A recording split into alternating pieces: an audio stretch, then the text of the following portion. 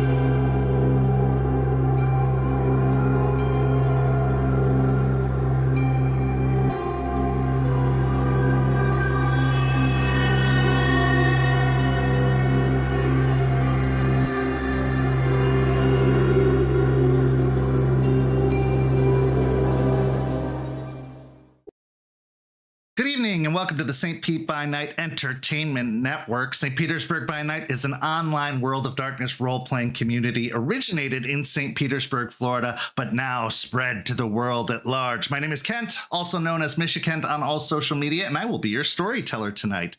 And it's Sunday night, and you know what that means. It's time for Red Tide Rising, our Vampire the Masquerade 5th edition chronicle set in the city of Tampa, Florida, where a group of young anarchs are attempting to carve out a piece of territory for themselves amidst the crumbling Camarilla. But with wolves on the borders, things get a little bit dicier and more complicated in those efforts, and they are doing their best to stay alive and stay present and also move forward their ambitions. But before we get to all that, go follow St. Pete by Night on all of that social media you see listed down below. And while you're clicking things, why not click that Discord link to join our community, where you could find yourself in one of the many games that we have going, or maybe running one-shots or running a game of your very own. The possibilities are endless, so come join us today.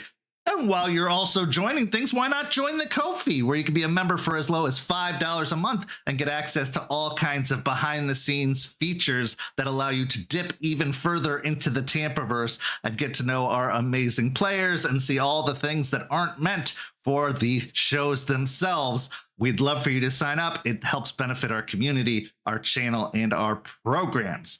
That being said, I couldn't do this all by myself. It'd take a pretty stellar cast of characters to make it happen, so let's go ahead and introduce the players of those characters now. Players, go ahead and introduce yourselves, if you please. Good evening, my name is Garrett. I play August, a Thin Blood, and no, there's nothing wrong with my voice at all, actually. Howdy, howdy. My name is Ace. She Beau on my Jean till I walk her, and I play Beau Jean Walker, a Toreador.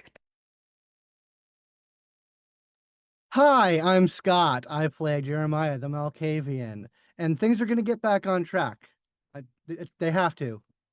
They just have to. Hi, I'm Freya. I play Valentina, and we'll see how on track it'll get. All right. I have so many comments about all the things that were said, but I think that'd be an episode unto itself. So let's just get into everybody getting caught up as to where we are. Last week, we saw August and Beau have a bit of a sit down where it was kindred politics at its finest. A lot of veiled comments, a lot of innuendos, and an attempt to connect it's hard for August to forget everything he's learned about dealing with other kindred. So while he may have been trying to bond, it definitely came off very kindred in the process. Meanwhile, Beau wasn't showing all of her cards as she has in the past. It was a lot more veiled, a little bit more withdrawn. Apparently, they're learning a thing or two about being out in this society and how you must keep some things to yourself. After that, speaking of kindred politics at its finest, we had a hot date between Jeremiah and Athame as two rivals, opposing forces, adversaries came together and revealed the true nature of their history and relationship as they went out for a feeding date to a local casino. And Athame, knowing what Jeremiah likes and how to benefit him, made sure that a local politician was there to be influenced, as well as a high and mighty rich individual, a contributor to a lot of political campaigns. It was then that Jeremiah learned a little bit of what Athame has been up to, and not necessarily for the better, as he found himself disappointed in his adversary, which is a really strange statement to say, but that's the best way I can describe it, and ended up leaving the meeting with a little bit more information, but also maybe a little bit more to worry about. And then finally, we saw Valentina go on a magical mystery tour of the Umbra, something most vampire players thought they'd never hear. But when Eliza Ross, the Stargazer, came to visit Valentina in their cell, they wanted to show them exactly what the world was doing and what was happening beyond the gauntlet and to Gaia herself. Did this have any impact on Valentina's feelings towards the kindred society, towards human society, towards anything? That only remains to be seen.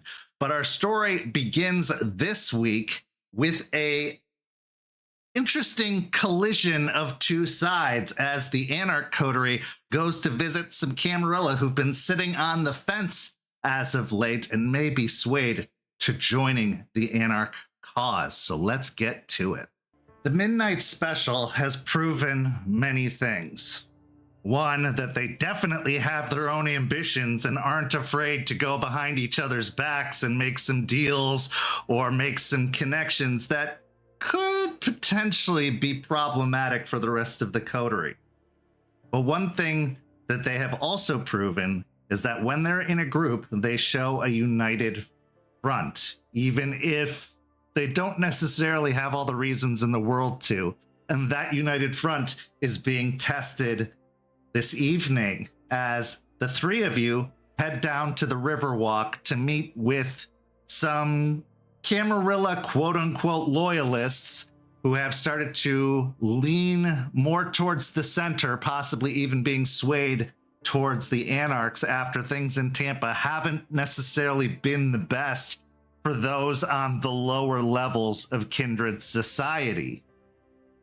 As you head downtown to the Riverwalk, you are in the heart, the very heart of Camarilla territory.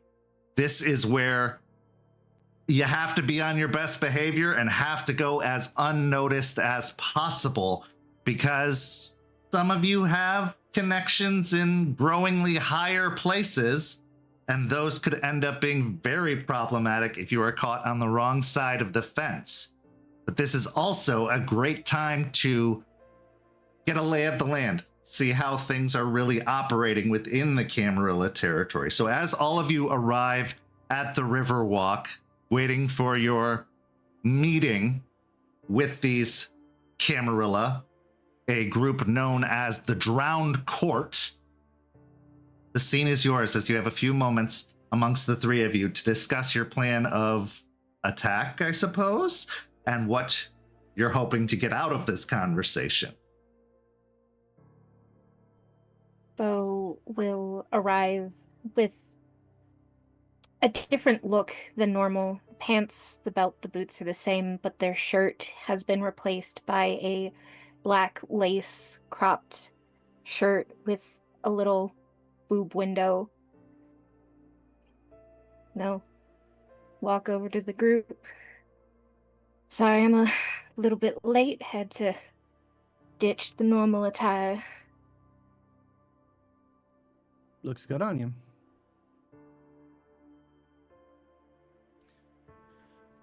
All right, so going over my notes here, Solomon keyed us into this group. They're feeling the pinch of the top-down structure of the Camarilla. That's what I'm gathering. Enough as much to reach out to Solomon himself to acquire this meeting. I see. So we're going in. This is my thought on it. We go in first talking about, the things that they can benefit. Easier access to blood, less, dictates on what they do, night to night kind of thing. But we really need to feel these people out. This could be a trap. This could be, a lure to get us where we're going. Because if it's a trap, we sure as hell are walking into it. So, eyes up. Try and read them as best you can. Anything else I'm missing? Anything else somebody wants to bring up about strategy or how we Remember attack that they're coming to us.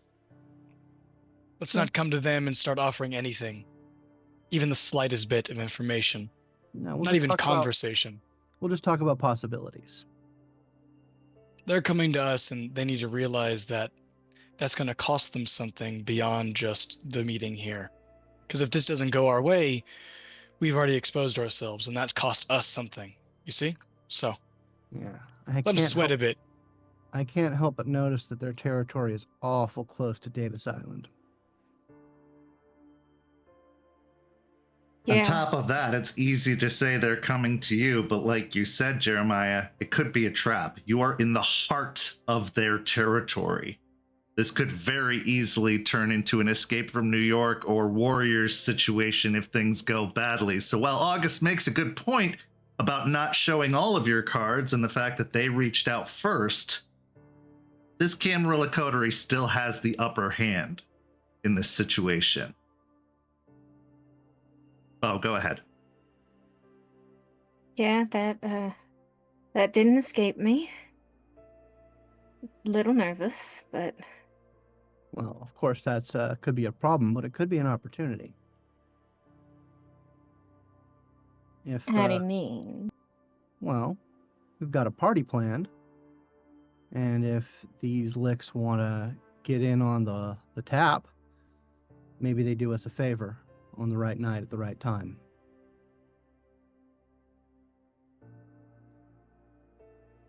Just something to think about. I'll keep it in mind. So what are your ideas if this is a trap? Fucking run. Run. Any tricks you got? I mean, look.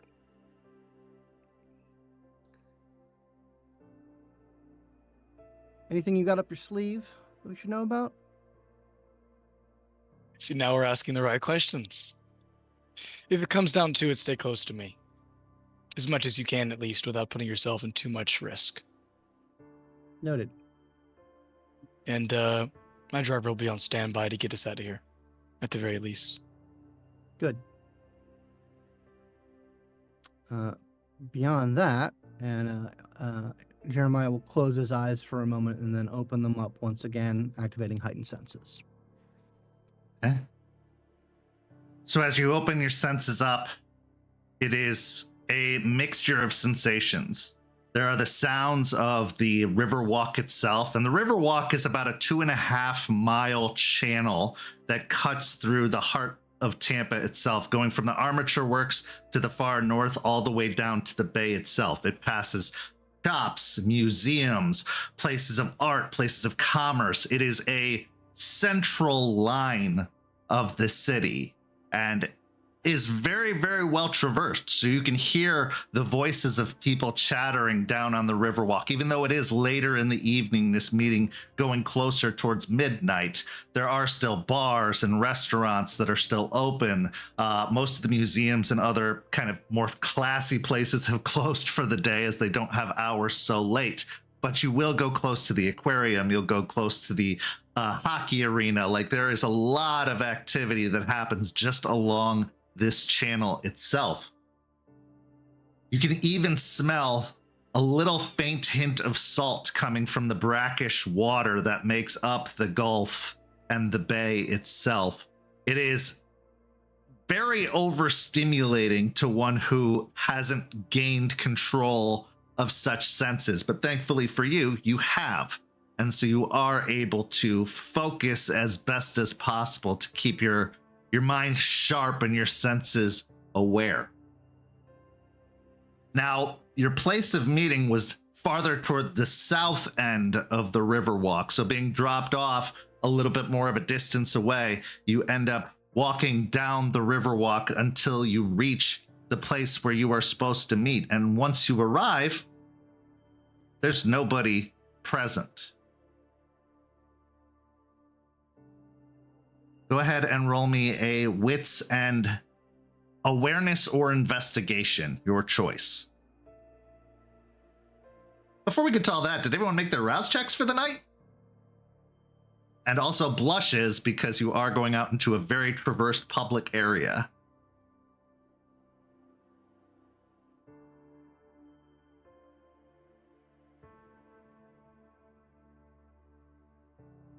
All right, so I'll go one by one to hear your rouse checks and then to also hear your investigation or awareness scores. So August, we'll start with you. You only need to make a rouse check. You do not need to blush as a thin blood. So what did you get? So that's a success on the rouse check and 3 successes for the other check. Okay. Beau. That is a fail on the rouse, a success on the hunger. Did feed off the herd and hunt before this. Okay. That was 2 successes. Okay. And Jeremiah.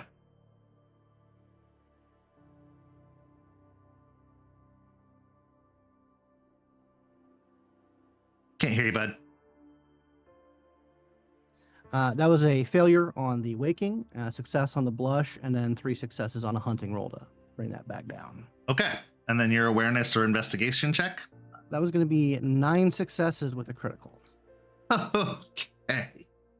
So, as you are looking around for details, August, Beau, you're both kind of swept up in the crowd of it all. You've been pretty well removed from highly traversed and public areas. This is the first time you're really going into a somewhat crowded environment. So as you're looking around, almost paranoid to see who's watching, to see what could be around, Beau, especially you, are distracted because Jeremiah wasn't wrong. This is very close to Davis Islands. This is very, very close to Talia, and you do not want to get caught up in that web again. So you are very looking out around. But Jeremiah, you managed to spy a very peculiar sight, a payphone. And payphones are a rare thing, but there are still a few of them out there, believe it or not. And there just happens to be one kind of nestled away off to the side of the Riverwalk, positioned almost just a little bit out of view between 2 buildings. And with your heightened senses, you can hear the payphone ringing.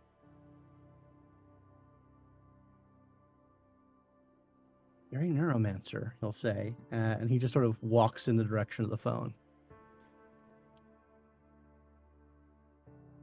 So as you head off to the side of the Riverwalk, going between these 2 buildings, you find the payphone. It looks like it's been out of service. In fact, it has a sign on it that says out of service, but yet it still rings. And as you pick it up, what do you say?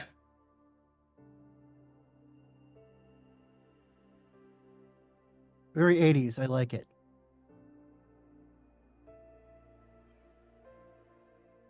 I'm glad you approve. You're here for the meeting, yes? Yes, we are. Proceed to the water taxi. You'll find a ship waiting for you. This will allow us to discuss in more discreet settings. just love a third location, and I'll hang up. I'm sorry, a third location? Yeah, they've got a boat, and I'll indicate the direction. Everyone can swim, right? This could go very badly. He's gonna reach down and he'll text Cole exactly what he just learned, so he's prepared. You get a thumbs up response. The water taxi is kind of a cool feature about Tampa, one that even I, as a resident of the Tampa area, haven't been able to take part in yet. But there is a taxi that will actually go across the bay from Tampa to St. Petersburg, and it allows for a lot of people who are going to events in Tampa to avoid the hassle of parking and traffic by taking this water taxi. And it'll run pretty consistently throughout the night until about midnight. It being around midnight now, you can assume that the water taxi is closing or closed for the evening, and maybe this is one of the last boats leaving. So as you approach the dock for the water taxi, you can see that there are signs saying, opens again the next morning around 7 a.m.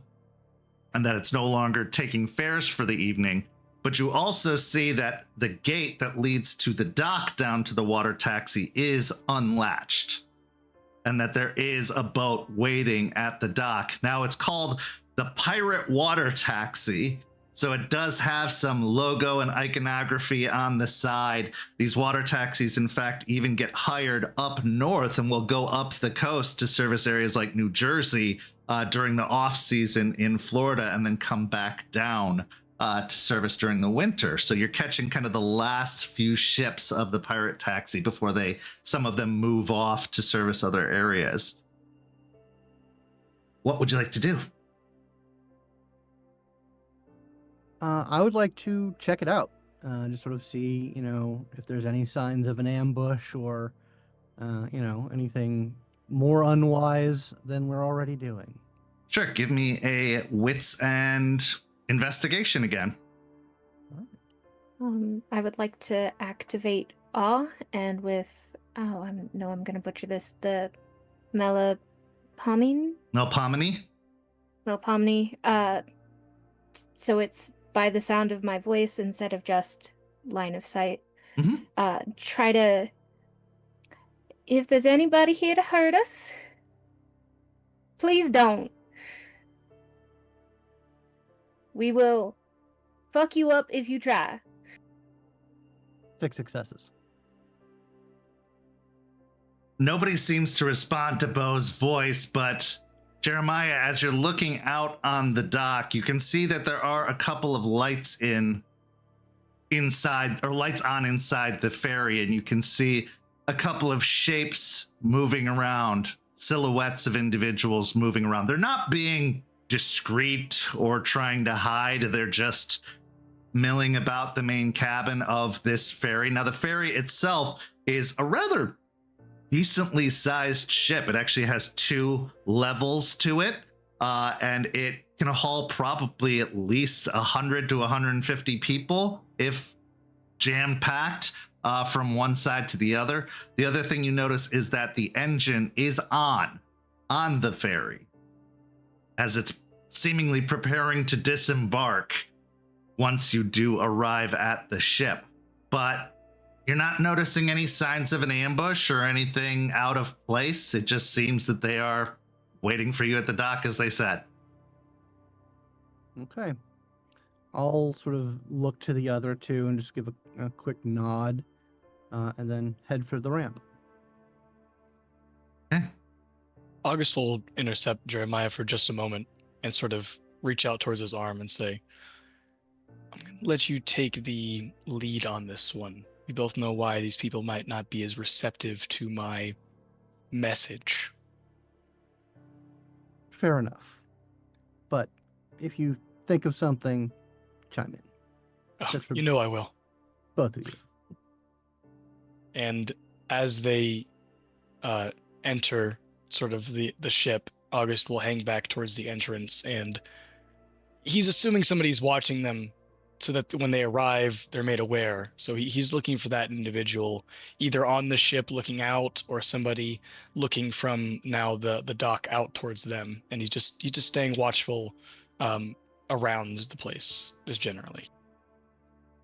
So as you approach the ship, you do in fact see the quote unquote lookout. However, they don't seem to be overly interested in you. They stand more towards the front of the ship, looking out to the water themselves. It's a young woman, apparently in her early 20s. She's barefoot and is wearing this sea glass jewelry. Her hair is all kind of tangled, a tangled mess around her head. And her clothes are extremely mismatched. There's no style aesthetic here. It's just kind of a clashing of different almost time periods, as there is this loose tie-dye dress that seems to be hanging loosely around her legs, but then on top she's got this button-up shirt with the buttons just slightly off, as if they weren't buttoned correctly, so that one side is hanging a little lower than the other. And then underneath that, she seems to have a flowing blouse that almost like blossoms out of the sleeves beneath it. And she just has a very glassy-eyed stare off towards the bay itself. And as you draw closer to the ramp that's going to lead up the boat, you could just hear her say, "There's a storm coming." When isn't there?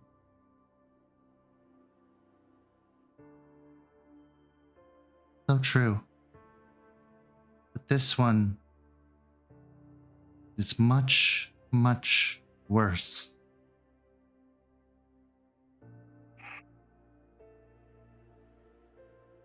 I'll just sort of walk past her as I get up on the ramp, and just give her like a nod and a look, picking up on a vibe that I'm getting from her. As you approach and walk past her, she turns to make eye contact with you, and in your mind, breaking through the static and fog that is the network, you hear, "Hello, cousin. Step carefully." I always value my family's insight, and I will carefully walk on. August, Beau, what are you doing? August is almost immediately and just going with the assumption that he knows exactly what clan this person belongs to from just seeing them. And after seeing Jeremiah walk past them, it's almost confirmed. So as he walks past, he just gives a polite nod and sort of looks over their attire, and he gives a hint of recognition, even maybe respect, and he says, "It's kind of nice. Some of that stuff is old." A lot washes up on these shores. Some from the past, some from the present, and some from very ancient history.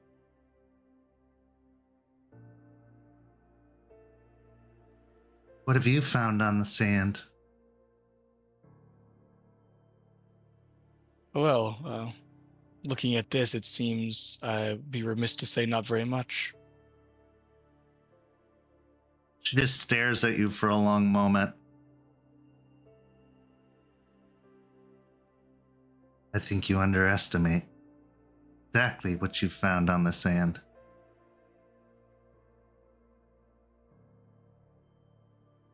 She then kind of shakes her head. "Coming aboard?" "Yes, ma'am." And he'll walk past. Beau has kind of anxiously been standing back, subtly picking at the cuticle on their left thumb.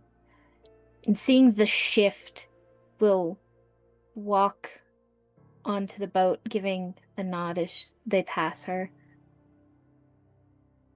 Don't be nervous. Our rose has thorns, but not for you.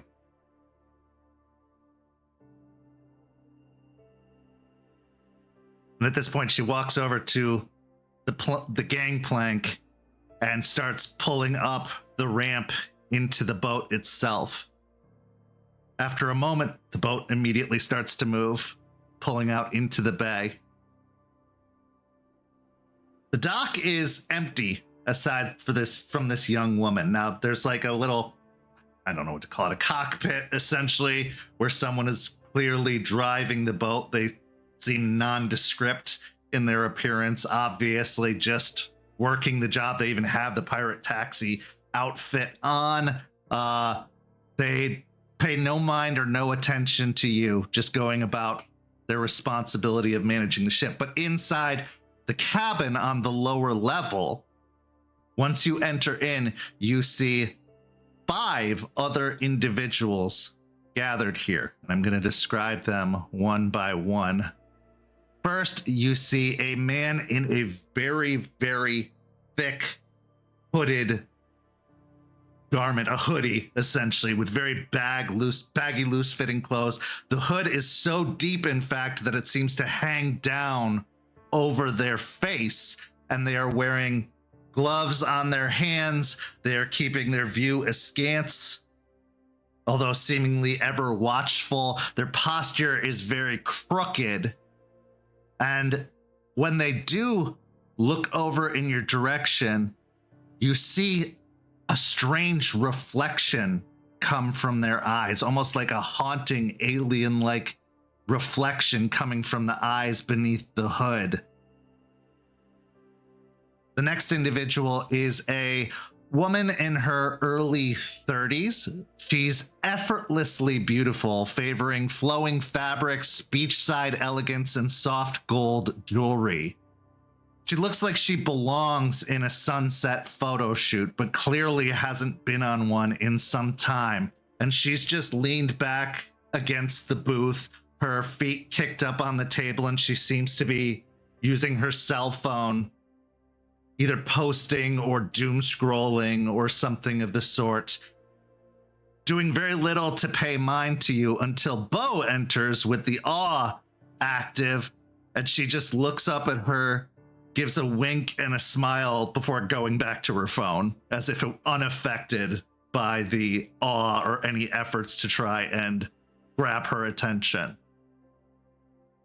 Then there is a pale and perpetually damp-looking man in his early 40s, a lot older. He just looks like he has a sheen to his skin. His hair is either greasy or wet. It's really hard to tell. He looks like he's just stepped out of the ocean. Even his clothes look damp, strangely enough, as they cling to his body. He wears thin-framed glasses, rolled sleeves. He has ink-stained fingers, and he smells of salt water and mildew. August, I would like you to give me a intelligence and awareness check.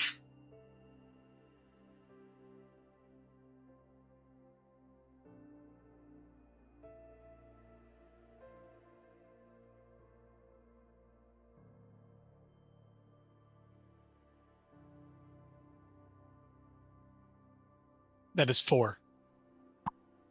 As you see this man, you start running through your head almost like a Rolodex, that ever-thinking mind just ticking away, clicking. You know this man. Not directly, but by association, by old surroundings. He's a Tremere from the Chantry. His name is Dr. Elias Thorne. He didn't have any direct involvement with your goings-on, but he was around. He's an academic, a scholar who was very interested in he was mostly focused on the ecology of the area, especially the more supernatural ecology like sinkholes, ley lines, and things in the Gulf that maybe even predate kindred society in the region. Very, very occult minded, but easily on the lower rungs of the chantry. Nothing high ranking or notable, just another member of the group. Then there is a woman in her late 20s who is just standing with her arms crossed, kind of taking in the surroundings. There's just this obvious seething anger coming off of them, as if this is a waste of their time. They're annoyed by the whole idea of it all. They want action. They want to be doing something. And instead, it's just another fucking meeting. They have sun-kissed skin, shaved sides on their head with long curls on top, tattoos that seem to mix Cuban heritage and modern protest imagery. They dress very light with a tank top, boots, and worn denim pants. But otherwise, they're just kind of grumpily staring off. But then there's the main central focus. A man in his mid-30s, always immaculate despite the humidity. He's wearing a linen suit in pale tones with gold cufflinks and a very controlled smile that never quite reaches his eyes. His hair is slicked back, and even though the Florida heat constantly tries to threaten the perfection of his exterior, he seems to just keep everything locked in, dialed in, just so. This is the Ventru that you were told about, the one that is, quote unquote, the figurehead, your point of contact for this meeting. And as you all enter in, he rises from his seat at the booth next to the young woman on her phone and the man with the hood drawn over, and says, "Good evening, friends. Welcome. Have you all eaten recently?" Of course, we stay well fed on our side of the fence. Good to hear. Well, please have a seat. My name is Adrian Voss, and this is the Drowned Court.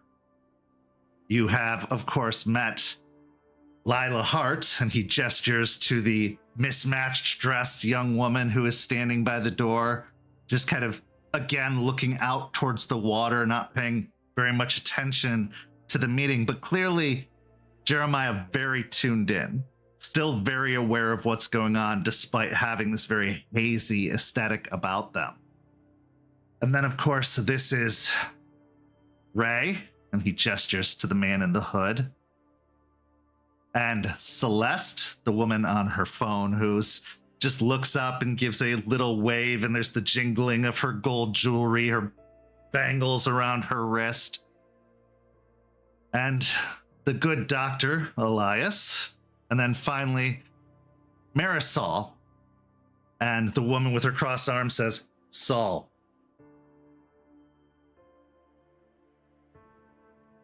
So, you've come from Solomon, I take it, as his representatives.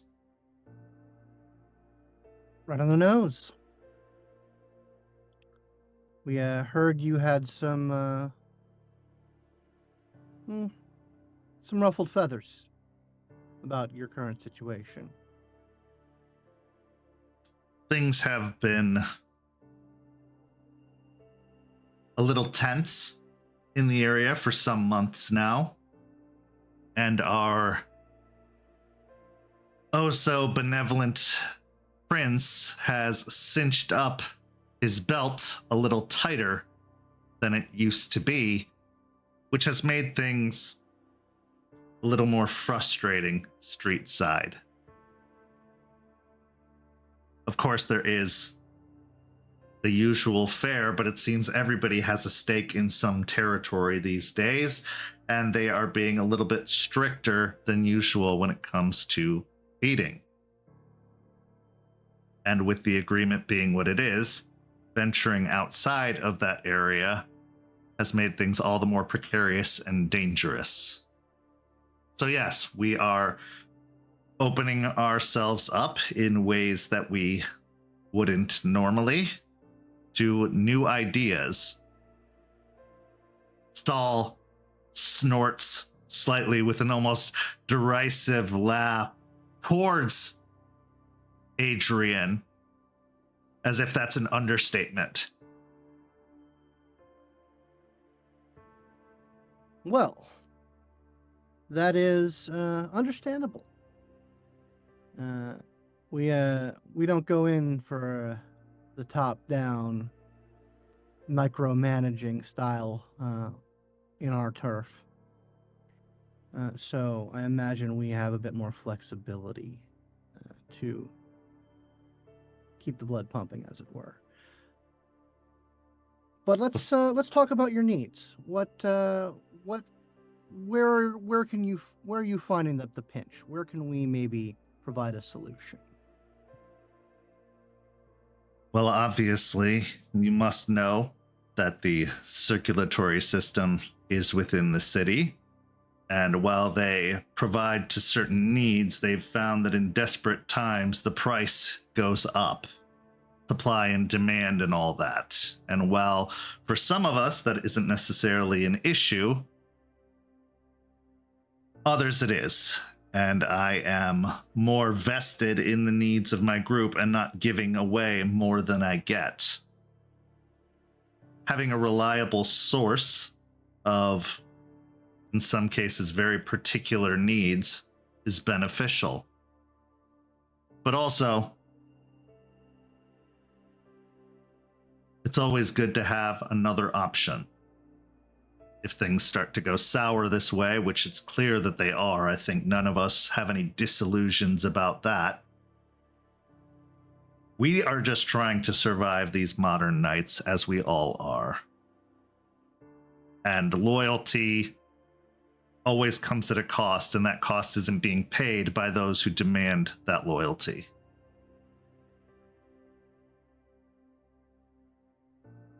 Tale as old as time. Well, I'll be upfront with you. If it's a matter of cost, any services that we can provide to a loyal group of tower members, it's going to be pretty high. We don't stand to help out the enemy, if you get my drift. He contemplates that for a moment before saying, but you would be more flexible to helping out friends. Is that what I'm getting? Yes. Now, I'm not going to be so bold as to, ask you all to smash up the next Elysium and declare your intentions. By all means, keep flying the flag if it's convenient for you. But if there's going to be business, we need to know that when the time is right, we can rely on your group being on the right side of the line. Then we can talk discounts, special arrangements, that sort of thing. And beyond that, other benefits. Thought your people didn't deal in favors. We don't use the B word, but trade, barter, you scratch my back, I scratch yours. That's the way of things, even with the humans. The more things change, the more they seem to stay the same. All right.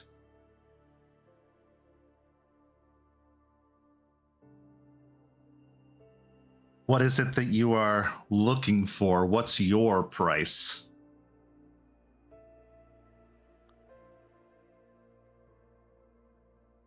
Well, I think we can all tell that the nights ahead are going to be what's that old fortune cookie phrase? Getting interesting?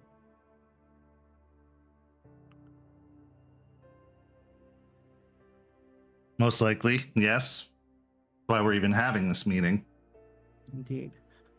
I would say if we get your commitment to, with a reasonable amount of lead time, assist with one of those interesting nights, I can take that back to Solomon, and I'm pretty sure he'll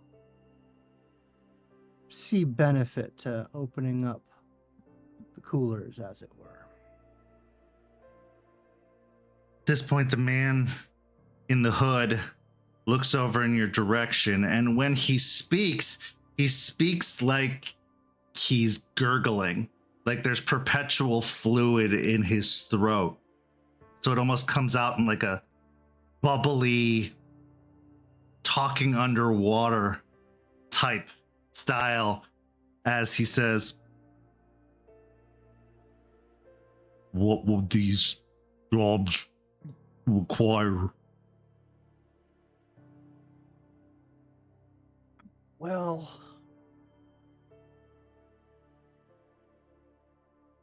I'm no seer.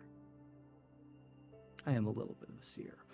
But I imagine there will be a night coming soon where we have some business in this part of town. And something along the lines of a distraction, maybe a push on some influence in the city to make things go smoother on our end of things. Lila, who stands near the window looking out at the bay as the ship rolls gently across the water's surface, says, "It's hard to see with one eye closed." You're not wrong. The man in the hood, Ray, chortles out,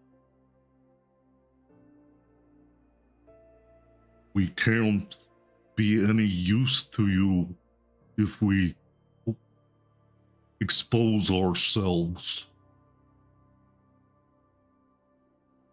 Are you saying you can't be discreet in such things? The hood turns toward the very built woman. "Not all of us." She sneers back and hisses at him in response. August will put his hand up as they say that and say, "There'll be use for all skill sets in the nights to come." Jeremiah's gonna look to Soul and say, "I imagine things are pretty lonely in the tower for you, right?" You could say that. But as Adrian said, we do what we have to get by, and until recently, things weren't looking so great on any other side of the fence around here. It's nice to see that Tampa hasn't been entirely forgotten.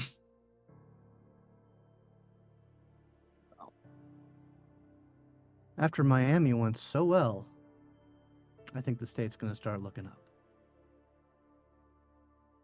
Not all of us are cut out for the beach vibes, and it's nice to keep an eye on neighbors to the north. Beau, you had something to say, I think?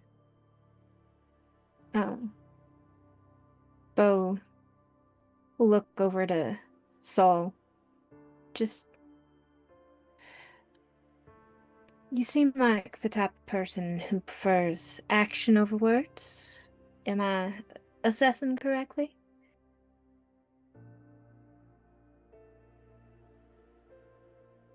She just gives you a blank stare like, duh. And you seem like the type who would rather be anywhere else than this place right now. But here we are. In this matter, we may have a more hands-on role, if you'd like to take it, if this goes well.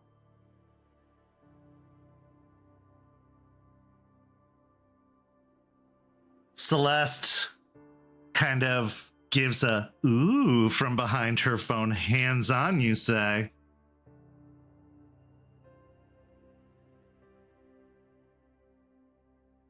Not that kind of hands-on, Celeste. Let's not leave anything off the table, though. Night is still young.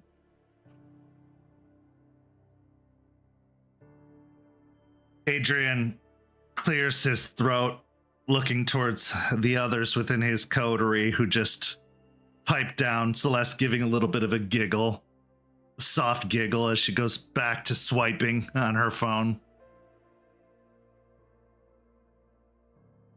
We have a very varied skill set, to say the least, and a lot that we can offer. As they said, we can't completely show our hand or else we become useless to you. They are really clamping down as best as possible, especially within the city itself, which has caused many others to stray and look elsewhere, much to their own peril. Several young kindred have gone missing when they tried to venture a little too far. This place has a certain sense of security that we appreciate, a sense of safety that I'm not sure even your side can provide fully, considering recent events. Well, those howls in the night do run some chills up the spine, don't they? Can't help but notice there's 3 of you instead of the 4 we were told would be here. Maybe those problems are at your door also.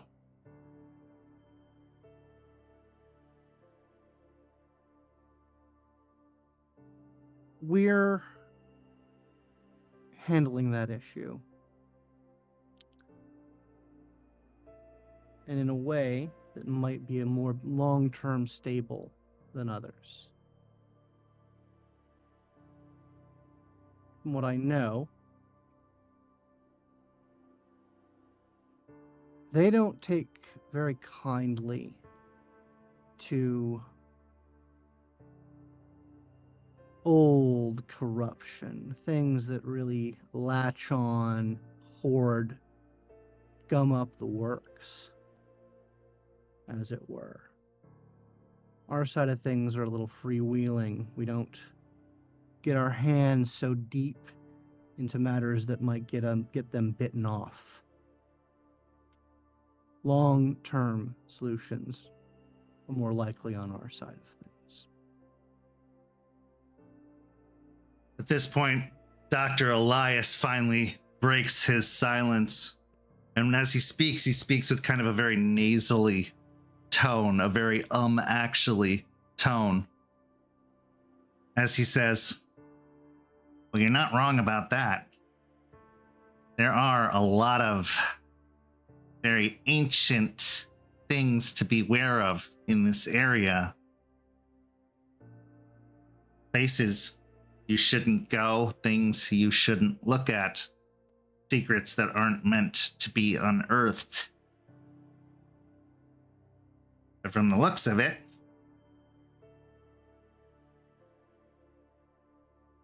one of you's carrying a shovel.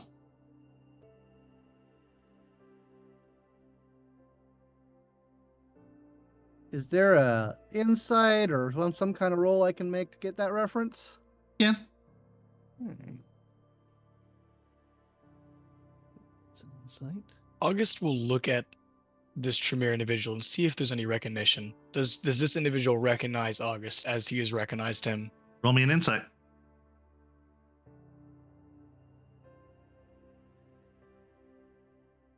5 Is this successes on the intelligence or insight. wits? This would be wits for sure, because it's in the moment.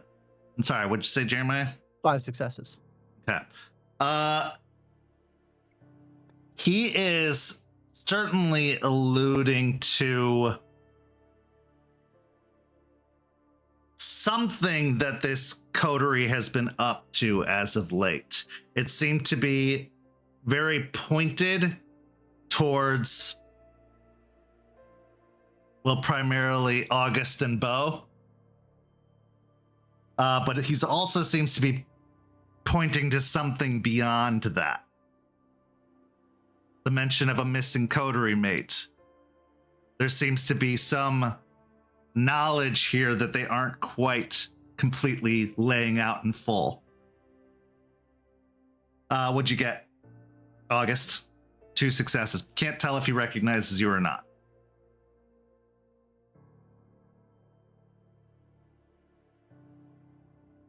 Wow.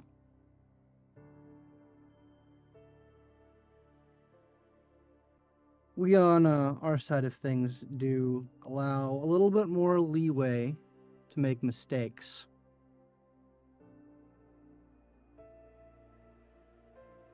But- Adrian, go ahead. But you're not wrong. An air of caution is warranted. People should be stepping quieter and making smarter plays. Adrian says, if we're going to get into business, we need to know it is with a long-term vision, not something that is going to, as they say, burn twice as fast and last half as long. We're taking a risk by even having this meeting. And if the wrong people catch wind of it, it threatens everything we've built. I've played this game. I'm from New York, and I know the dealings that two sides can have. But if one side is playing fast and loose, it threatens all the parties involved. Are you playing fast and loose, Mr. Lockwood? Anything but. We make an arrangement. You can rely on it.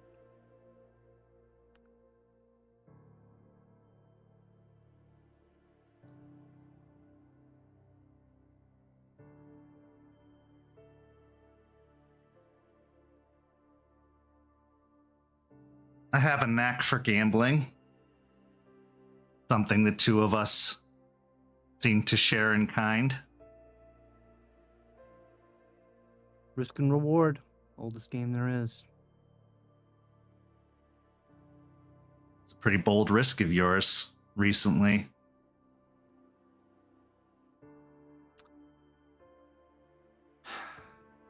Game Is I've it worth played- it?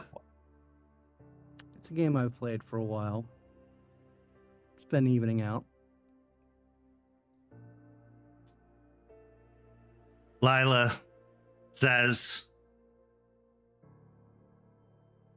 beware the encroaching darkness. Old evils dwell within it. Ancient. Stirring. Growing. If you don't tear out the roots, the plant just grows back. And some roots were left untended.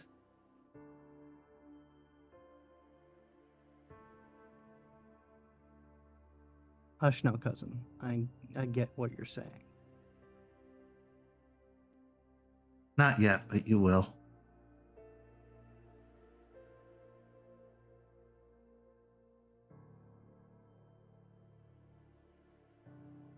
Listen. We've been sent here as liaisons for Solomon. While I do think there is room for our coteries to grow in the same direction, let's handle this first. We know what you want, and I have an inkling of what Solomon is ready and possibly willing to offer. You made a risk by scheduling this meeting, and so did we by coming, with so few numbers. You should take that as a sign of respect for yourselves. Adrian says, I do take it as a sign of respect. There is no ill will here, but you have to understand my concern. If one of you gets caught, interrogated, tortured, something that they've done before, had your minds broken open and pried into, if our names were to come up, our lives would be forfeit here. And while it does have its problems, some of us have grown rather fond of the area and have vested interests we wouldn't want to see interrupted due to a young kindred's foolish recklessness or ego.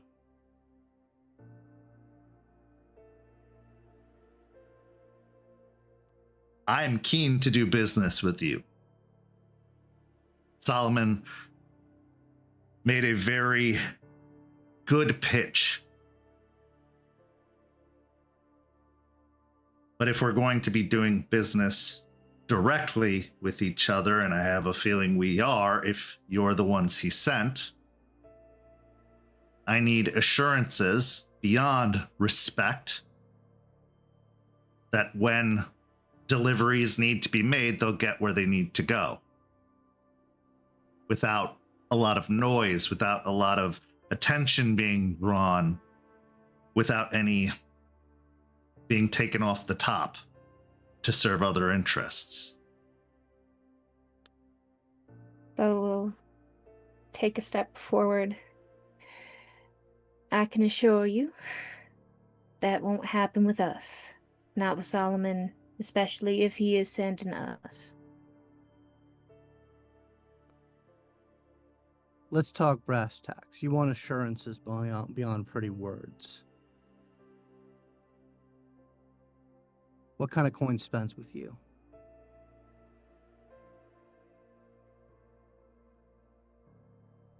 We've had a thorn in our side recently. Take care of the thorn. That's good enough for me.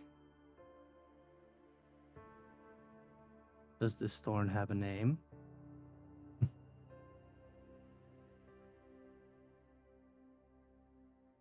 It does.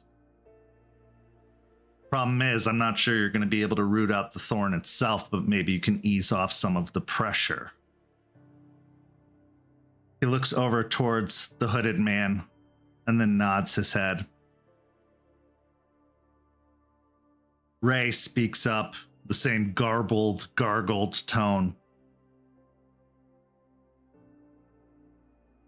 There will the seneschal masterson of my family. They have a spy network in the city. And part of that network is interfering with our business. They are demanding a cut of that business. We need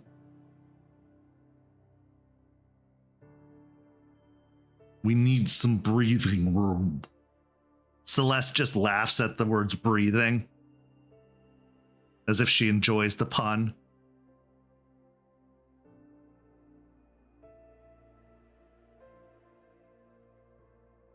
I'm waiting on hearing the specifics. We believe they have an inside man in one of Adrian's businesses. We need the inside man removed. Likely a human. possibly a ghoul.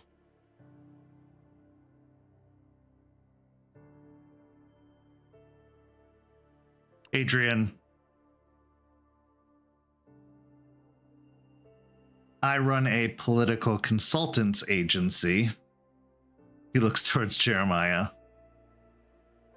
I'm surprised you don't recognize me, but not at the same time. I tend not to go out and get my hands dirty myself. But let's just say the politics have been problematic as of late. I'm sure you're aware of this. Within the region, a lot of upheaval on both sides of the fence, and my attempts to get any change done have been nullified before they've even begun. There is a campaign running, a local city council campaign that my firm is handling. Problem is, our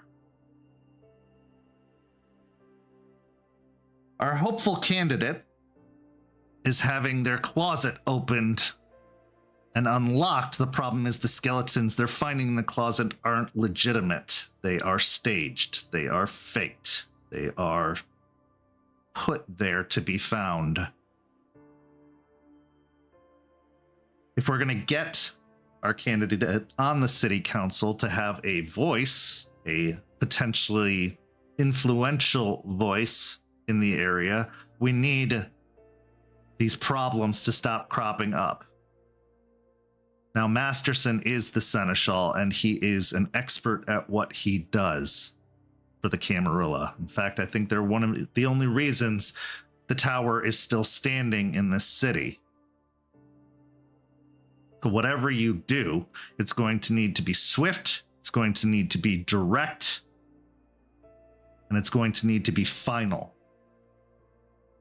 Because again, if word gets back to Masterson, your lives will be short-lived, and so will ours once they find out our connection.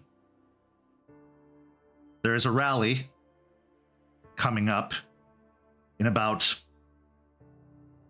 3 weeks. I believe this agent of his is going to be at the rally. Of course they would be. I don't have many specifics, but I can provide a roster of my employees that are working that particular event. You can gather any intelligence about them, discover the spy, and remove them. I'll consider that good enough.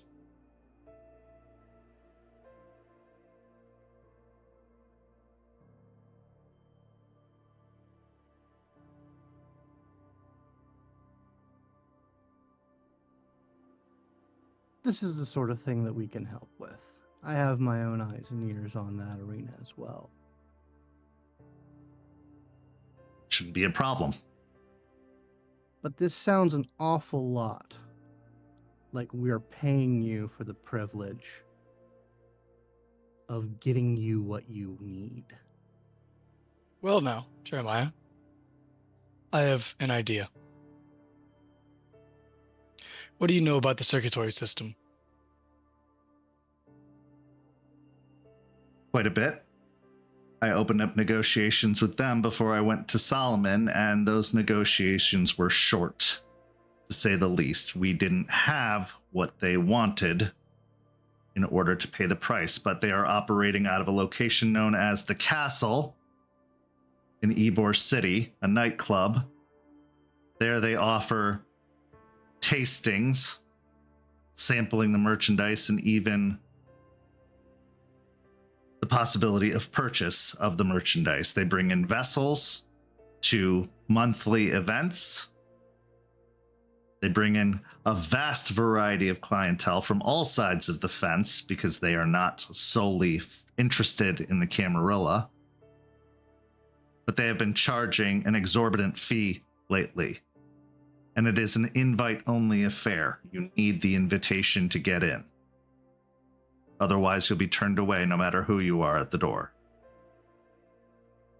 So, we're in a position to help you with your problem, and you're in a position to provide some more specific details. So, we will agree to do this for you.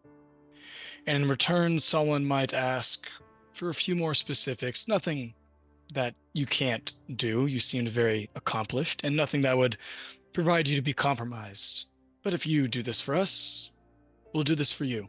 In the name for further negotiations and dealings. I can do that. And if we also get your commitment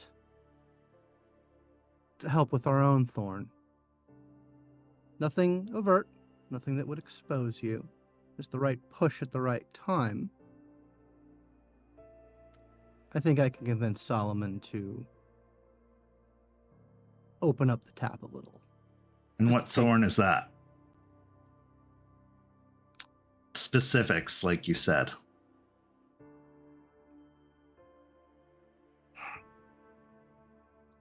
He'll look over to Davis Island, if it's visible.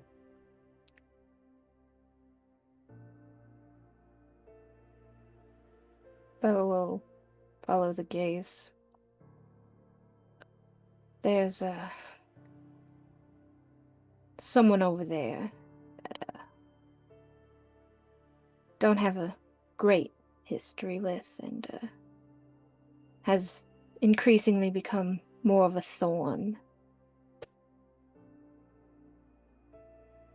Do you have a name? I would hazard to say it's not one that you want to hear at this moment. We're not asking for full commitment. We're not asking for boons. We're just informing you of the possibilities. You provide this information, we will remove this thorn. That is a deal for now. But speaking of further dealings down the line, we understand what you require. We're just trying to make sure that you understand what we might require. We're not asking for specifics of exactly what your diets are or your preferences at this time, because that information isn't exactly useful until we understand that we can be worked with together in a productive manner.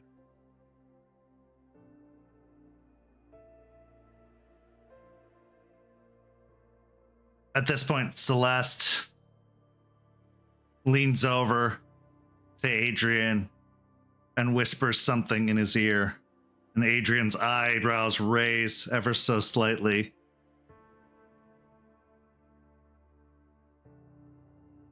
You expect us to help you with going after a newly named primogen? We're going to need a lot more than assurances. My job doesn't nearly rival what you're asking us to help with. I'm sorry. She got the title? She got it.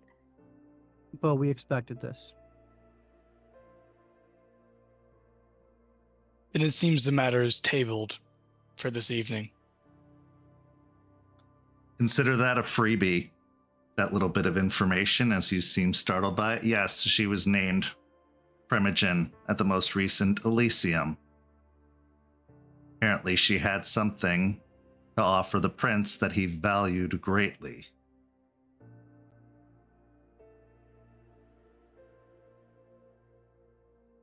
This means she's also being looked after by higher forces, and has emboldened her claim. A benefit of being in power.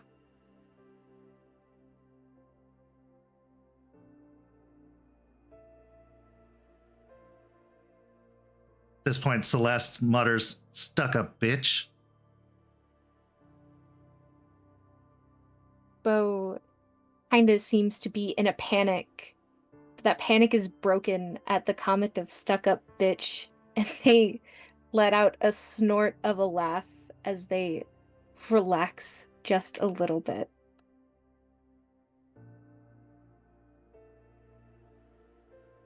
Adrian says, "Well then, I suppose the matter is tabled."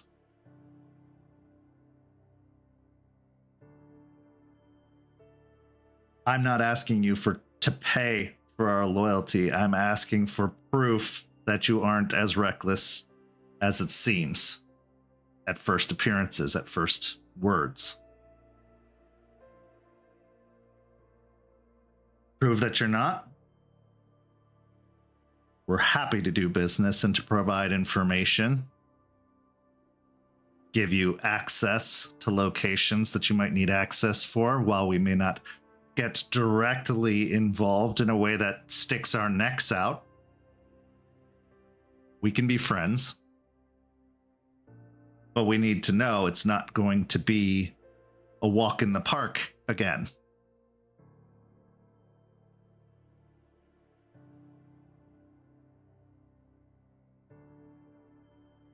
Good enough. I'll look over to August. Says, I think the information that you have, specifics on the circulatory system, want to include that in with the details about your mole, your spy. I can do you one better. I can get you an invite to the castle to attend one of these tastings firsthand if you would like. But again, I need to know who I'm dealing with, that they aren't going to do something reckless, get themselves captured, and out all of us. We'll play it smooth. But I think an invite is exactly what the sort of thing we're looking for. Have it. All right. We'll review your information, and we'll be ready to act in time for the rally. Very well. I look forward to the results. At this point, he knocks on the window behind him, and the pilot of the vehicle, of the water taxi, turns it back towards shore, bringing it back towards the dock. It seems like it was mostly trolling around just near the bay before it returns. Very good. Do you have any other questions for us before we part ways?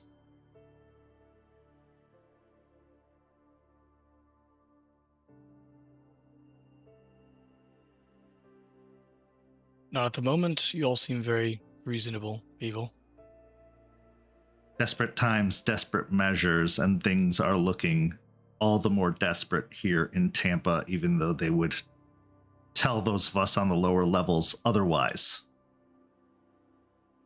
Well, those closest to the street have a pretty better accurate view of the way things are actually going. I agree, which is why we're willing to do business, and your offer is appealing, to say the least. We have to look out for those that would call us allies. He says, kind of pointed towards Jeremiah, if we are to survive.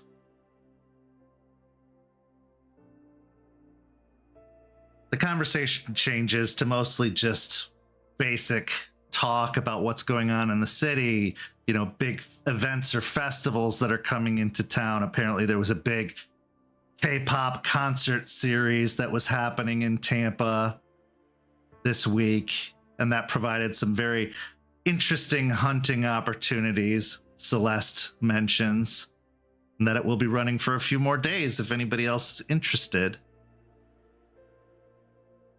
As the boat arrives, Adrian stands up, shakes each of your hands respectfully. Celeste gives her little wave. Ray just keeps his hood downcast, but kind of bobs it in a nod. And Saul just says nothing, just stoic as ever. But as you're walking out to the gangplank, which Lila lowers down, she grabs you, Jeremiah, by the sleeve and says, "That rose is casting a longer shadow than you know. Be careful, or else you'll drown in it.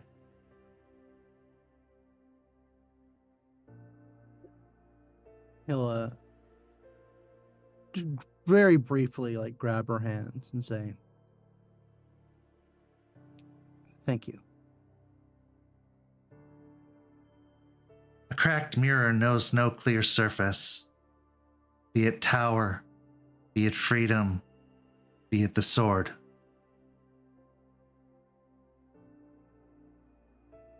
Matters not.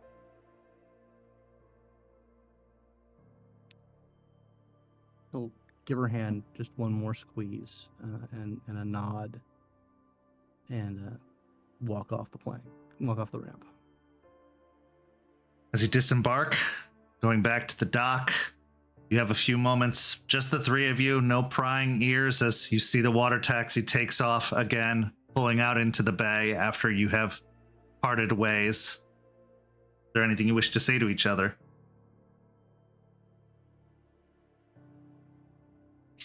Jeremiah, that was risky. I thought that that's my job, to ask for too much, to reach too far. I was trying to keep things circumspect. With a rose in our presence, one that isn't with us. How the fuck do they know so much about our goddamn business? Do you really have to ask? They got into contact with Solomon before they got in contact with us. And I assume before they got in contact with Solomon, they did their research. That venturer knows what he's doing. Fucking Ventrue. And I knew that Tremere. He did. The wet one. It'll be a massive problem if he knew me. If we can't secure this alliance. Well, we can't have your old skeletons coming up to bite us, can we?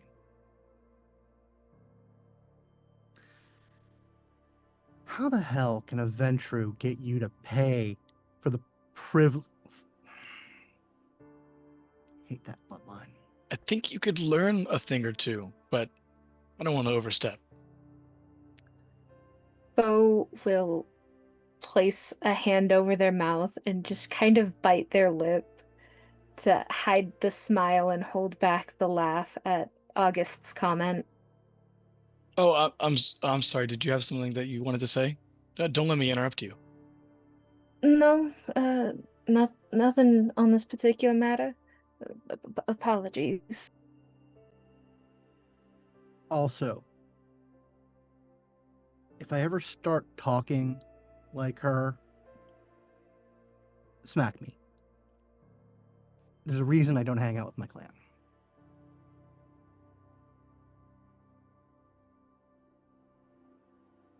You head off the river walk, returning to a more comfortable, more safe, more secure location. There is business to be had. But yes, it seems you're going to have to pay for the pleasure of that business. Problem with history being so entwined, entangled. The problems of the past rearing their heads once again to make problems for the future. You don't get your house in order, the house might bust.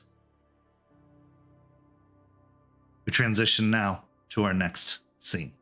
Valentina, it's been yet another week that you've been in this captivity. Fortunately, you've been getting a third meal ever since Eliza's visit, and Stakes has been accommodating, but brief in her appearances. Eliza has sent a few more niceties to your captivity. More books, maybe even a few crossword puzzles or games, things to keep your mind busy and sharp. But most of the material you've been receiving seems to be very conservation based. Pamphlets, books about nature. They're definitely pressing a very clear agenda to you. And after your trip into the Umbra, you can see why. It doesn't feel out of place after seeing what has been happening in this area from a new perspective. They seem to be very focused on restoring some sort of natural balance or order. But what has the experience been like these past few days? Oh, goodness. Val has been very much like, yeah, she's been reading, she's been doing stuff like that, but for the most part, she's just trying to not lose her mind looking at the same four walls. It's rough, it's tough. But to say, it's even with niceties, you're seeing eventually like the paint change, even though there's no paint. Like it's obnoxious. She's continuing her workouts when she can and doing her best to just painstakingly wait for the first sensations of withdrawal to really start to kick in again. Like the sword of Damocles. As you reach day number 17, although it's really hard to keep count anymore without the obvious signs of day or night, though the delivery of meals does help. It does help kind of keep a routine or a schedule to some degree. You've kept the lights on as much as humanly possible, to the point that they've had to bring you extra batteries for the camping lantern due to the fact that they've been burning out from being on most of the time to keep any shadows from creeping in. On day 17, you receive another knock this time, which is strange because most visitors have just opened the door and made their way in. This time, there is actually a polite rapping on the heavy metal door. Hello?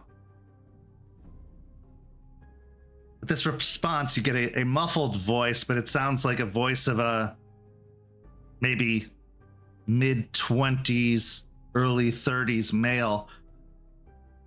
Hey, you decent? Yeah. Okay, coming in. And you hear the wheel turn, and this voice is unfamiliar. It's not obviously the man Charles who first brought you here. It's not Stakes, it's not Eliza. But as the wheel turns with the squeaking metal and the grinding and scraping of the door being pulled open, what you see is a man with sandy blonde hair, a goatee, wearing glasses, and a vest with a button-up shirt, slacks, and pants, or in shoes. It says, "Good afternoon. My name's Artie. It's Artie. nice to meet you." And he holds out a hand to you.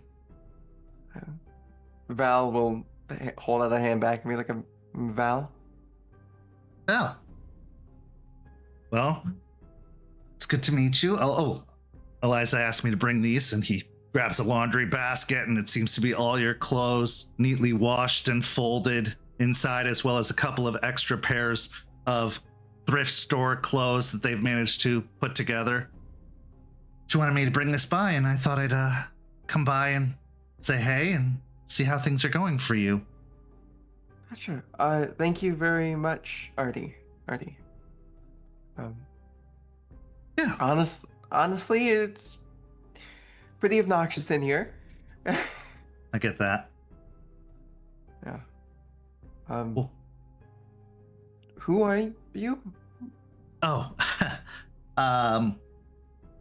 it's a good way to explain this. I guess you'd say I'm one of the higher ranking members of our organization, I suppose. Elders is what we call them in our group. I would be one of the elders. I'm a Tampa native, born and raised. Obviously I guess you'd call them a werewolf. But I'm a lot of other things too. I'm a social worker, and I know a thing or two about gadgets, I guess. It's more of a hobby, a passion than it is a profession. But yeah, that's basically me. Tell me about you. Who is Valentina? All I've heard is that, they're the girl in the cell who's trying to get away from the leech life. Yeah, well, that's kind of me, I guess, in a nutshell. But I'm sorry, you're an elder? I know, hard to believe, right? Our kind don't live very long, and the fact that I'm, 30 makes me one of the older ones. So, yeah. Oh, Eliza, she's really elder. Like, she's elder of elder, and that's a needle in a haystack amongst the, like, she should be a retired Garou, honestly. But she is a 1 in a million. We'll put it that way. They don't usually make it to her age. Gotcha. Okay. Yeah, well, has Eliza told you anything about me? Or stakes? I mean, bits here and there. They said that you have been enjoying reading, which is good. They said that one of the leeches is after you? Yeah, yep. That would be my old Dominator. Okay, so the one who enthralled you? Made me into a ghoul, yes. Got it. He walks in and he sets the laundry basket down and grabs a chair and sets it up and sits down, and he pulls out a notepad and starts writing onto it. What do you know about this leech that's following you? Your Dominator, you said it? Okay. Yes. What can you tell me about them? Well, what would you like to know? Whatever you can tell me. I mean, you're trying to get away from this life. If we can help make that happen, it'd be good to know who's on your tail so that maybe we can, cut that tail off. Hey, I absolutely, completely would love to tell you a whole bunch more. But can we get some more lamps and lights and lanterns, please? Oh, yeah. I probably can get like a couple of work lights used for like construction sites, that kind of thing. It'll make it really cool. Nice and bright in here, but it'll we have to make sure there's no shadows. Okay, let's get into that then. Why? What's the deal with the shadows? That's great. I would absolutely love to. And her eyes will be darting around to like the shadows in the room. And then, you know what? I think I am getting the vibe here. Give me a second. He kind of closes his eyes and focuses. And then once he opens them again, all of the ambient noise in the room goes completely silent. Any noise coming from outside of the heavy steel door dies off. It becomes complete, utter silence, almost terrifyingly silent, because even in this room over the 17 days you've been here, you could hear water rushing through pipes. You could hear just an ambient buzz that the city gives off that we often take for granted and becomes background noise. Even that is missing. It is completely quiet. Okay. So anybody who isn't the two of us isn't going to be able to hear anything that you say, if that's what you were worried about. Awesome. That's great. Real quick, I'm gonna rattle off some stuff that I desperately would love to know if you're able to help me out with. Rattle away. Awesome. Cool. I really need my abuela just away from where she lives, just anywhere away, please. First and foremost. Okay. Like, Roughly... how far away are we talking here? Because I can get them to the other side of the world if you want.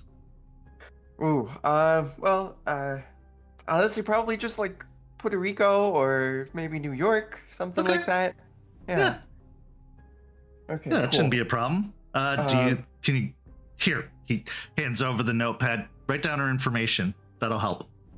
And Val does so.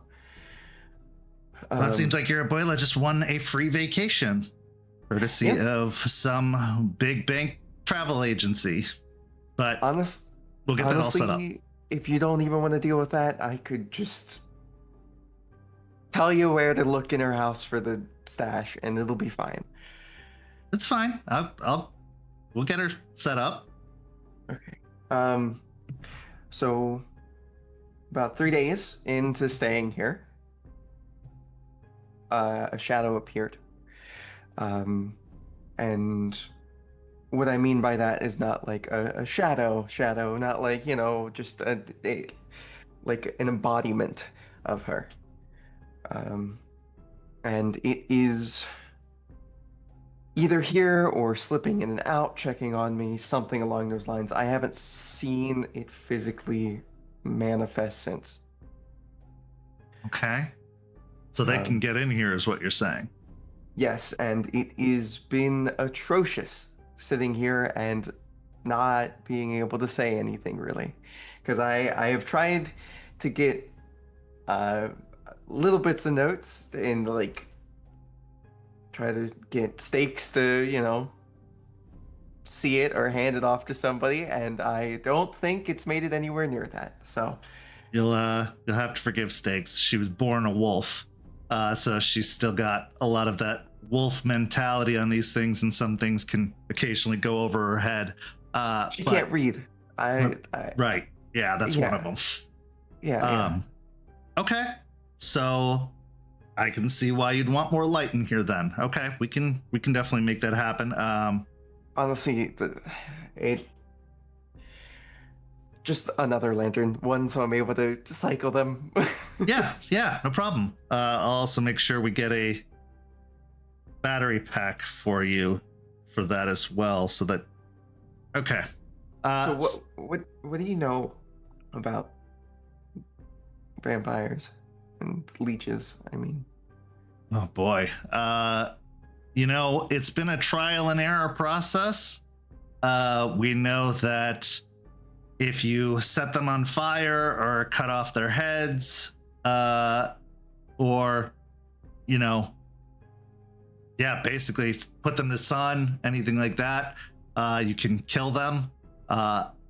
Apparently shoving a stake in their chest will kill some of them, but not all of them. Otherwise, it just paralyzes them.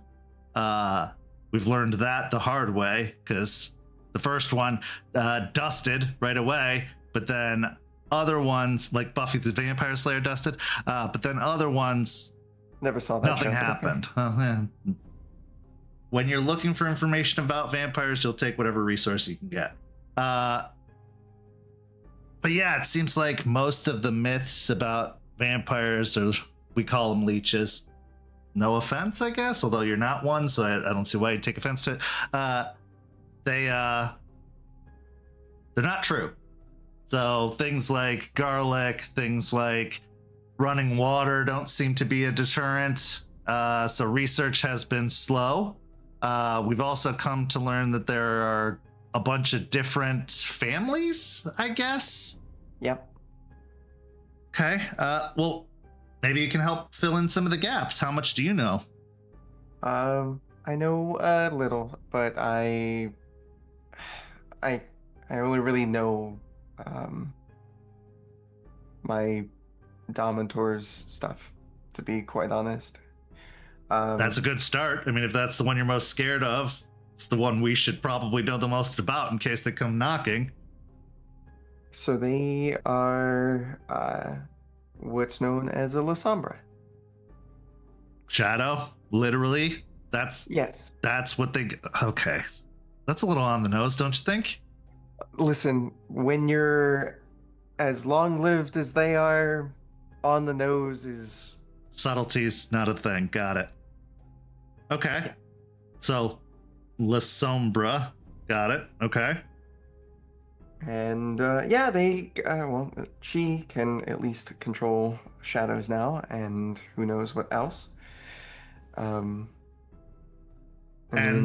the shadow that visited, was that her, or was that a projection, or how does that work? I don't know. She wasn't able to do that when I was directly under her control. So. Got it. So she's learned some things. Okay, keep going. Tell me more.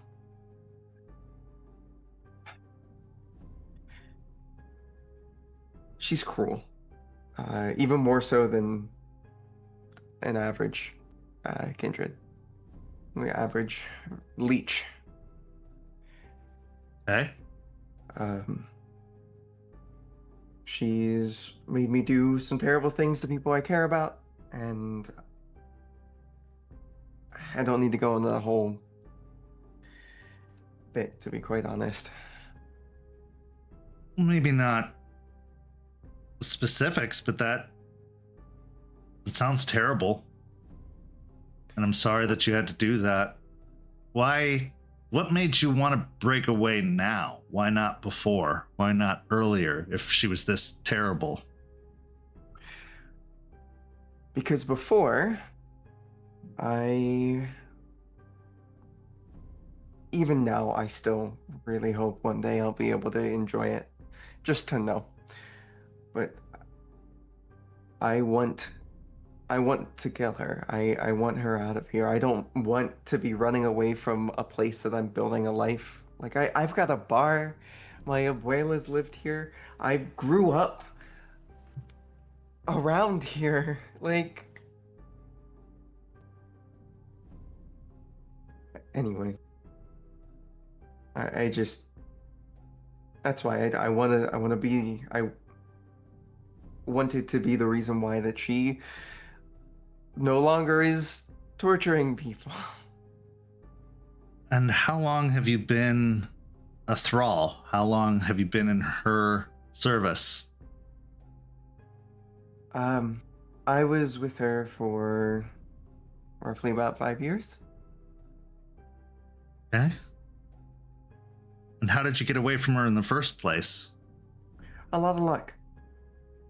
And some leeches that you know, I know you all don't really like them or see them as anything other than a drain on the world. Valid, also spooky giant stuff, wild.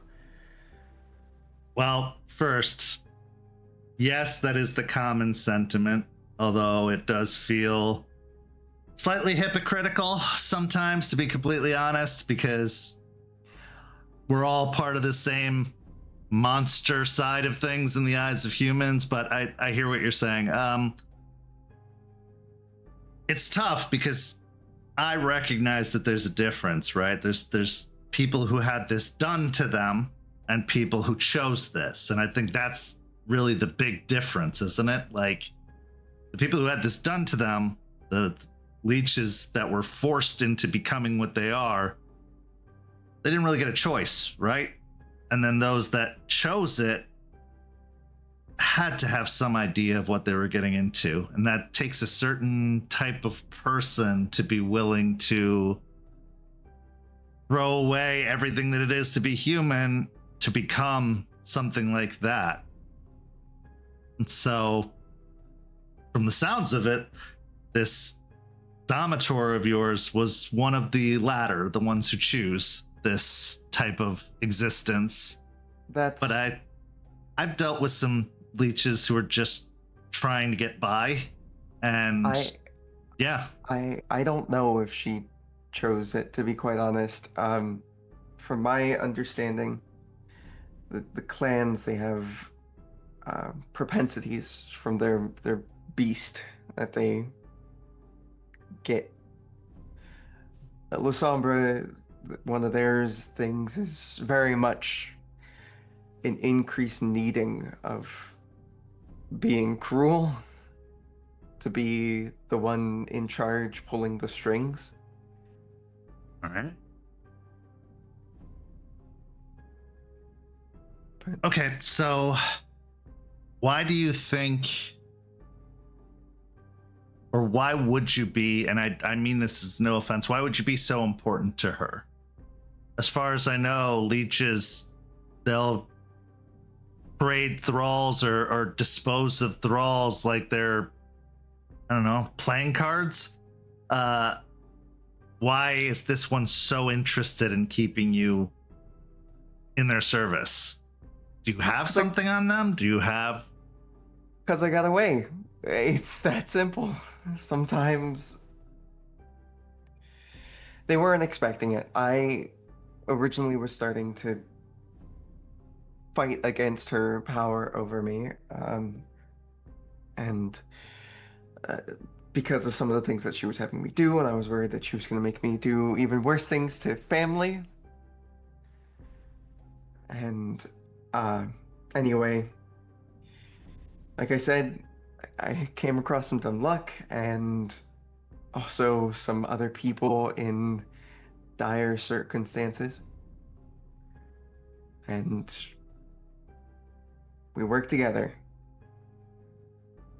I think that, honestly, just the fact that she didn't get to have the choice of disposing me, or turning me, or doing whatever the hell her plan was to begin with, the fact that she didn't get to end it there. That makes sense. It's terrifying and terrible, but it makes sense. They want to be the one who chose for you to be gone versus having them taken from you. As far as I know, they're very possessive beings, very castle on the hill over the small poor village type beings. Some of them, most decent amount. Well, I think one of them might have been tracking you. Maybe the Domator, maybe something like that, because we found a tracker in your clothing. Did you know about that? Yeah, it was mine. Why? I try to keep stuff on me in case she takes me. So. That makes sense. Well, sorry, but we didn't know, so we got rid of it. We disposed of it, but all right. Well, hopefully that'll help you actually more than hurt you in getting away from this. What do you want to do once you're free of this? What's next? What would you hope to do after this? Because it's kind of hard to go back to a normal world, knowing everything that you know, having experienced everything you've experienced. I mean, that kind of trauma doesn't just go away with the blink of an eye, or with a addiction being crushed. What are you hoping to do? I really, and I know it's dumb and stupid to want to, but I want to help in a way of whether or not it's getting rid of her or aiding in somebody doing that or anything. I now know too much, even from your guys' side. Like, Yeah. is But we have ways of fixing that. So if you're worried that all this knowledge is going to be a problem for you, we can make that not the case. it's nowhere near a problem. At least not for me. Fair. Well, the more information you can give us about this Stomator, the more we can possibly help you and take care of the problem, or at least keep you safe from it until such time as you are officially free. And then we could, move you and your abuela out of the country if you wanted. Do you know of any way to speed up this process? Because I've been thinking, and the only thing that could come to my head is getting actual leeches. Right. No, we don't know of a way to speed up this process. Like, it's like any other addiction on steroids. It takes time. You're probably going to go through an intense withdrawal, I'm guessing. And as far as I know, the process is very dangerous, especially for ones who've been thralls for a really long time. I wish we could. I wish there was a way to make it easier or faster, but in reality, it's going to be a long road, a really long, tough road. And until, we'll know when we know. I mean, the fact that you're not feeling any effects now makes me think we're in for a long haul.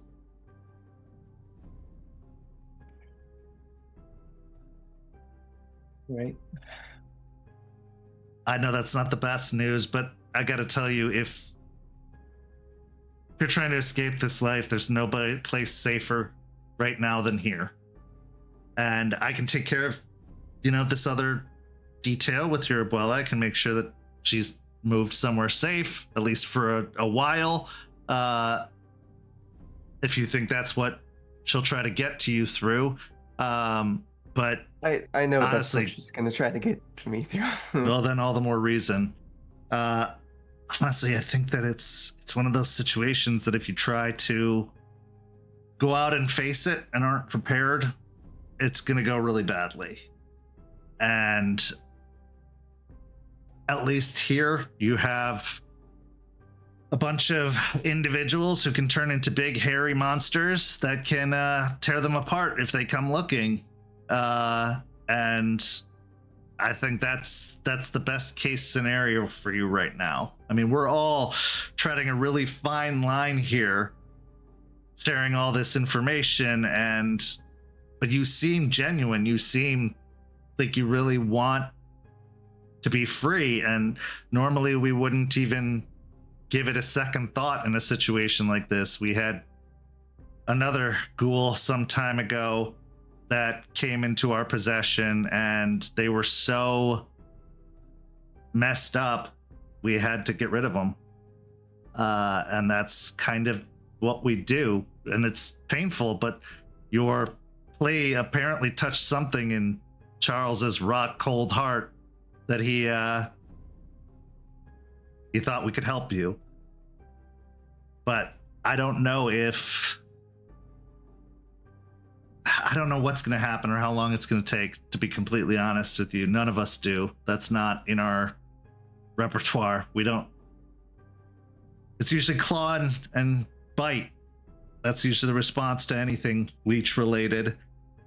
So this is kind of new territory we're walking on. Great. Okay. I have a question for you, if it's all right. Sure. Yeah, of course. Ask away. So we have no clue how long this is going to take. Is there something I'm able to do to help you guys out in some way? Because otherwise I'm going to be sitting here losing my mind more. I absolutely adore the conservation stuff, but I can only read the same 6 things about solar panels, wind farms, and the endangered. What is it? Warbler? Yeah. Well, first off, sorry about that. You're dealing with a bunch of granola nature nuts. You met Eliza. You couldn't tell just by first looking at her. But I think the best thing you can do is be honest. Write down everything you remember. I can get you a notepad and a pencil. Just tell us everything that you know. Even if it's just about this one Domitor or whatever, the more you can tell us, the more, well, one, that we learn and that we can use to try and help others like you or prevent it from happening to someone else. And it'll help pass the time. But in reality, I think that if you're being hunted, taking you out there would be possibly the worst thing we could do right now. I don't need to go out anywhere.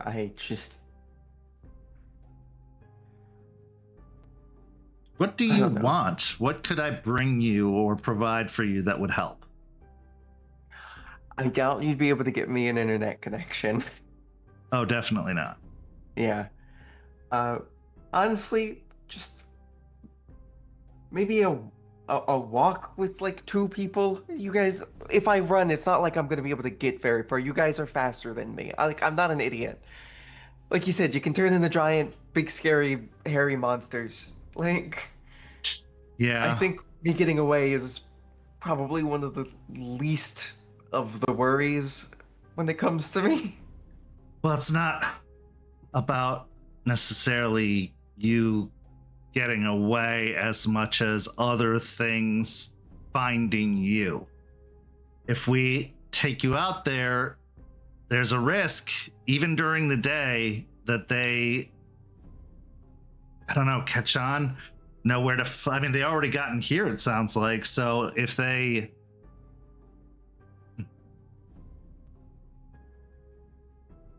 I will see what I can do, but that is a very big ask for your own safety's sake. Personally, I get it, and I get why you'd want to. I would stress to you the danger that is. And we can help so much, but not necessarily everything. I mean, we know that they can manipulate minds. We know that the longer that you're kept from them, the more a craving is going to take over you. It's an addiction, obviously. So you're going to become more vulnerable the more time passes, as far as I know. And, well, I mean, honestly, we don't want anything bad to happen to you if we can avoid it. I can see what I can do. Like I said, I can try. I'll talk to the other elders and see if there's something that can be done. But in reality, like, it's a really, really risky move to make, because we don't know who's watching what, where, when, how. I mean, we're pretty thorough about watching out for those kinds of things, but it's always a risk. But I'll see what I can do. Maybe in a couple of days I can make a field trip happen. But for now, it's going to have to be lockdown, although I'll try to make it as comfortable as possible in here for you. I appreciate it. I'm sorry. It's very... I get it. I get it. A little bit about me. I was an addict. I am an addict. I guess you don't ever stop being. And it was rough for a good long while there. And you go stir crazy trying to think of anything else, but only thinking of the one thing. And this makes it, I'm sure, even more so. But you're going to thank yourself later. The bad won't seem so bad once you're free of it. Once you actually don't feel the need or the when it doesn't hurt as much. You'll be grateful you went through this because you'll feel whole again.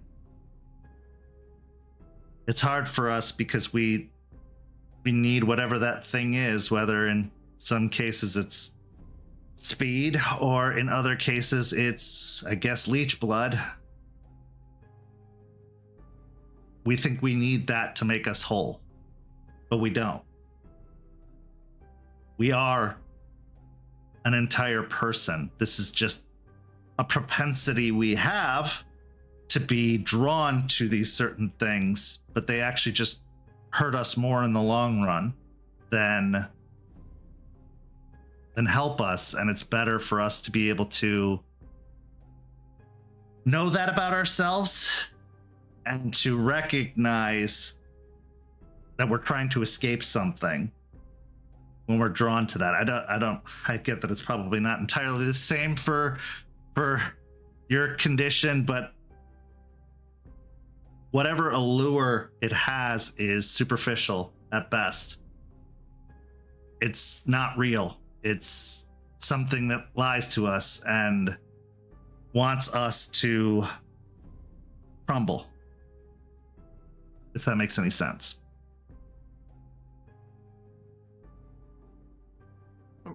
Well, it makes sense. It makes sense. Like I said, I'll see what I can do. So I'm not making any promises, but I'm also very persuasive with some of the leadership. So maybe I can pull a few strings and see if we can at least get you a couple of hours out. But for the meantime, take this notebook, write down whatever comes to mind. I found journaling to be a great way to deal with the boredom and frustration and cravings and stress. So, write down whatever you think of, and any information you can give us, like I said, might help us expedite this process by getting rid of whatever's hunting you, and then that'll give us a little bit more breathing room. But it's a long road. I'm assuming you know about sex and everything like that, right? On their side of the road? No? Like the Camarilla and Anarchs and... I maybe heard that term once, but no. So what? They have different groups, factions? Yeah. All right. Maybe you should give me a list of what you know, and then I can try to fill in any blanks and gaps with what I know. We'll see. Yeah, I'll see what I can do about that as well. Just, again, for the time being, write down what you can think of, and maybe I can bring in a tape player or something for you so you can have some music as well. It's not the same as Spotify, but I can get some stuff together. We're big thrift shoppers, so I'm sure there's got to be a boombox or record player or something that we can bring in here to give you a little bit more entertainment. But I know you've heard this before. I'm sure you're doing the right thing for yourself, for your family, for your future. And that doesn't mean it's going to be easy, but the payoff is going to be worth the wait. And you'll be out before you know it. I know it doesn't feel like that way right now. It seems like there's no light at the end of the tunnel, but I promise you there is. And the easier you make it for us, the quicker we can try to get there. But some things are just going to take time, like getting whatever it is out of your system. But let me know if you start feeling any kind of way. If you start feeling that itch or whatever, that'll give us some more information that can maybe tell us how much longer it'll be. Because right now, other than the bouncing off the walls cabin fever, we have no idea.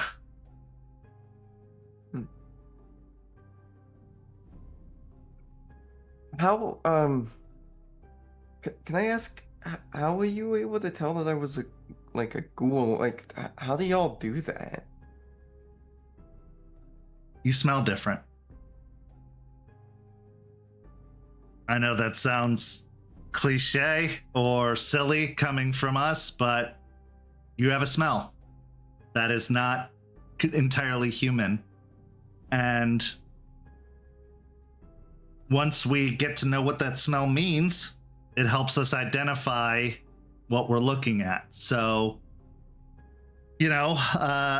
leeches are they're wolves in sheep's clothing, and I use that term very loosely, but they dress themselves up as humans, but one thing that they can have a hard time covering up is the smell.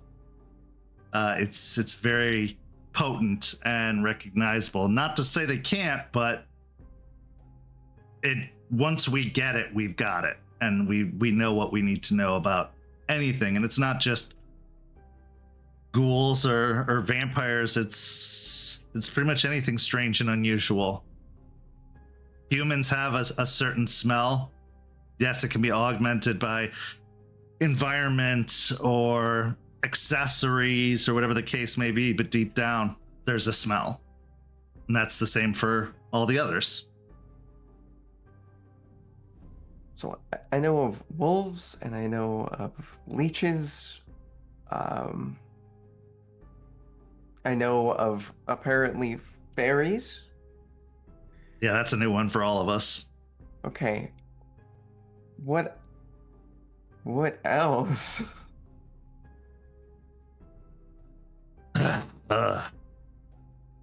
It's hard to say how much you want to know, because once you know it, it's hard to unknow it, and it makes things even more terrifying in this world. You know what? I have learned so much about some of the horrifying things, and I think I want to know more. Ghosts are real.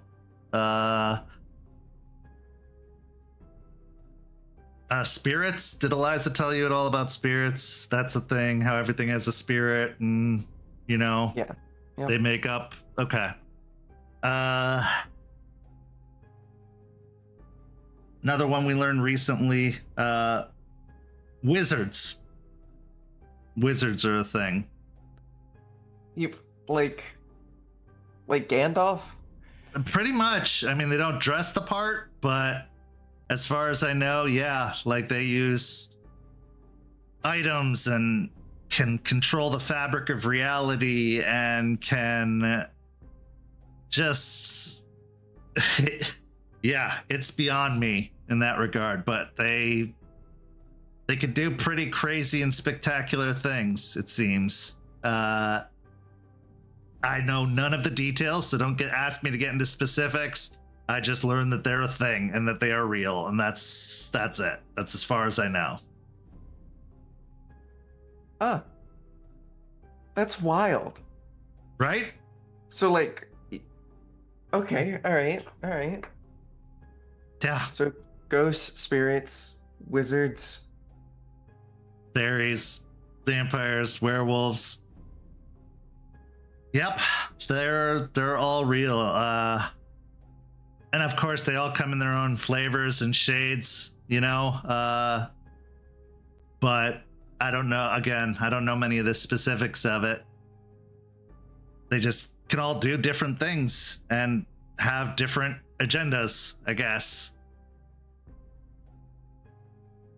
We dealt with this one fairy who was apparently trying to make people forget stuff, trying to unwrite stories that have been written. I don't know. who knows? All right. Well, Yeah. Just start writing. I think you'll find the more you write, the more time passes. And the more time passes, the closer you are to getting out of here. And I'll see what we can do about a field trip. Maybe the next time somebody comes by that isn't just delivering meals or something like that. I'd really appreciate it. Yeah, we'll do our best. But just hang in there. Again, like I said, you're doing the right thing. Just power through, power forward, and We'll get you out the other side. All right. He Exciting. absolutely. He leaves a notebook and a pen on your table. I'll bring some lights in here as soon as possible. He gets up and says, take care of yourself, okay? And like I said, the more you tell us about what you're experiencing, other than being captive, I guess, being our guest, I'm going to reframe it as being our guest, the more we can help you.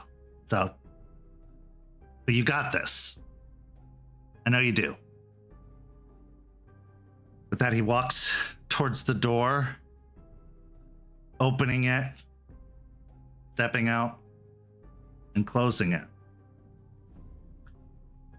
As he closes it, yes, you've got this, don't you? A puppy to the puppies. From one master to another. At least I let you outside.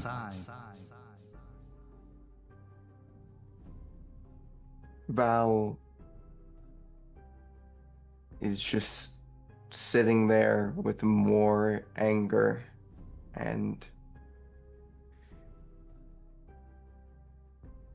there she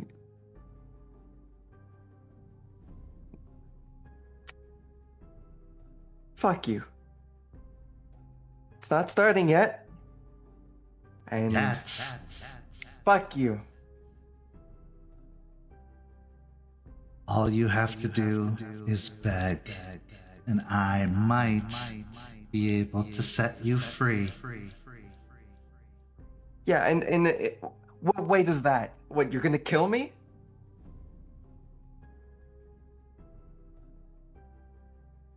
You'll just have to find out.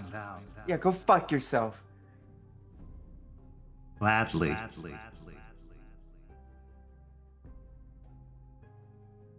And as the voice dies off, you're left in this cell. 17 days. 17 very long days. Somehow, it seems like it's an eternity until you'll be free. Question is, do you even want to truly be free? We'll see when the cravings start to hit. Being a ghoul is like a house of cards. Carefully balanced, precariously placed. But one big gust could send it all tumbling down. This is where we go to break. We'll be back in just a few minutes with the second half of tonight's story.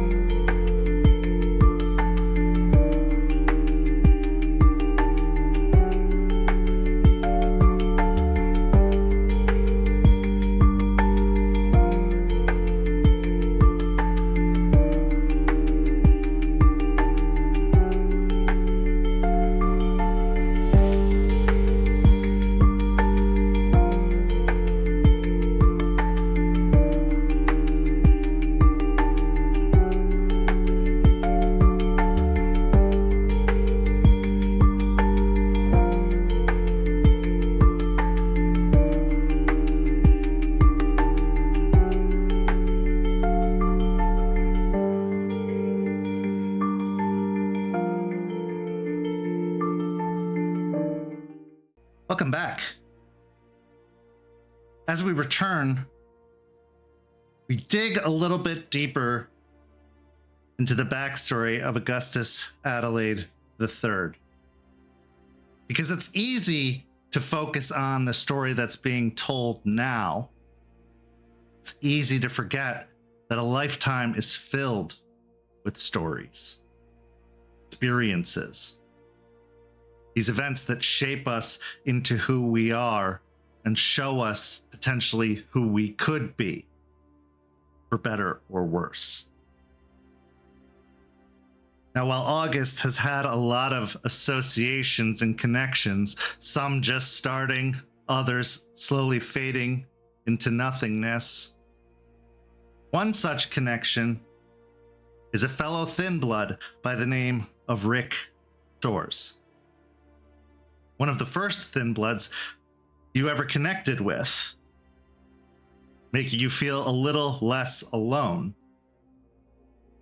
And after being told by Vesper that more and more of these thin bloods are cropping up, that it would be even possible to create a thin blood army if you were so inspired to do so, this has motivated you to reach out to Rick once more. Now the two of you have had a friendly rivalry of sorts, being two thin bloods with a thirst for knowledge, a desire to grow and change, maybe even to get a little bit of that sweet, sweet power. But you both come from very different walks of life.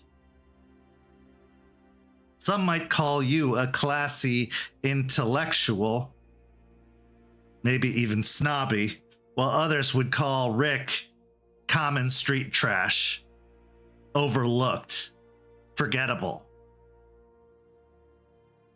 But once you become kindred, that's the point, isn't it? To be forgettable in the eyes of anyone that isn't a fellow kindred. And a thin blood, doubly so, because the more you stand out, the more other kindreds start to get nervous, start to feel threatened. And like an animal backed into a corner, a kindred that feels threatened is more likely to lash out with violence.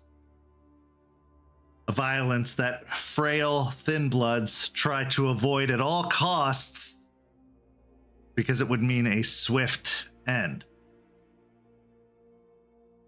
So as you've reached out to Rick, as the two of you have kept up light communication, but it's been a few weeks for sure since you've touched base.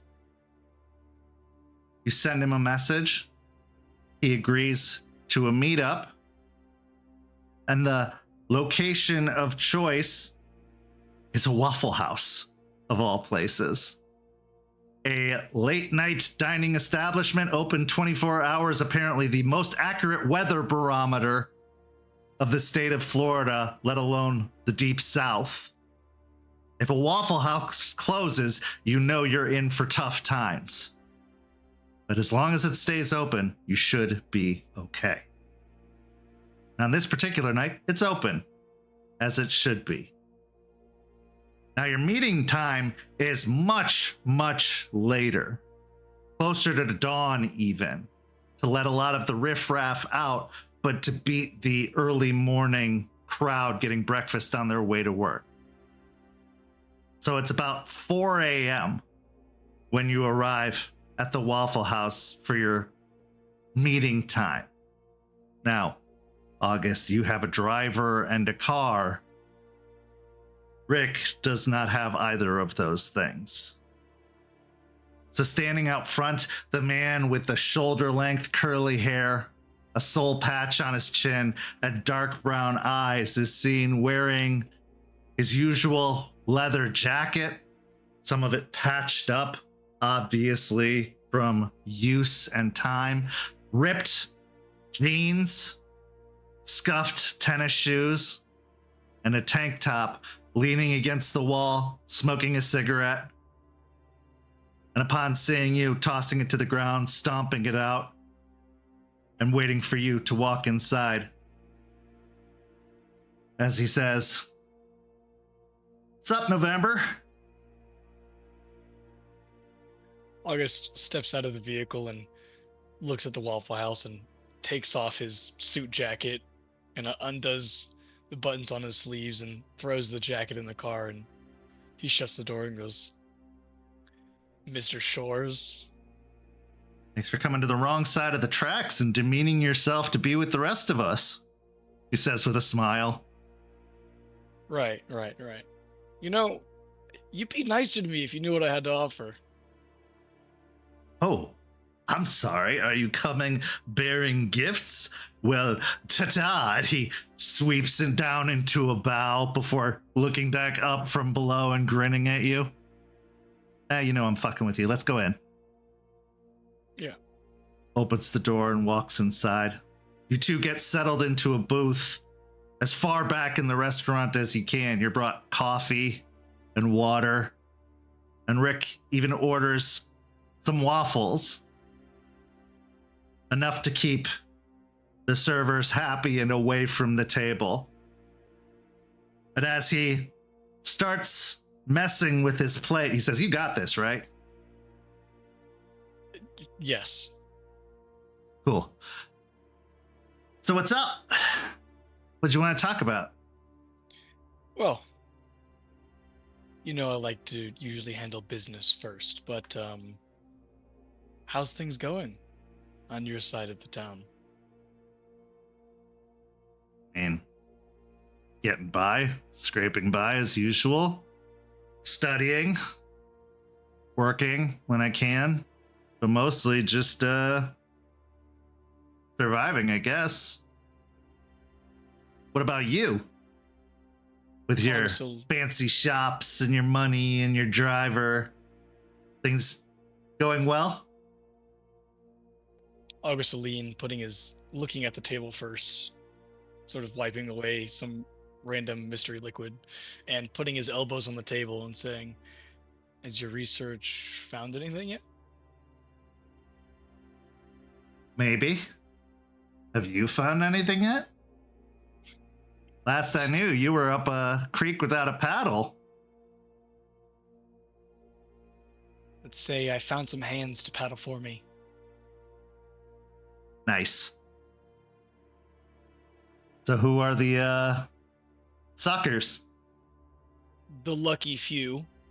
Oh, sorry, the lucky few.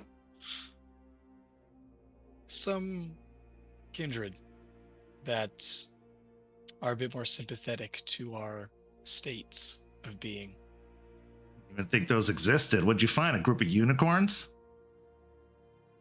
You know, well, one unicorn will say, but you don't want to know them. The others, they're useful. They provide protection, and, you know, I'm remiss to say that I like them. Really?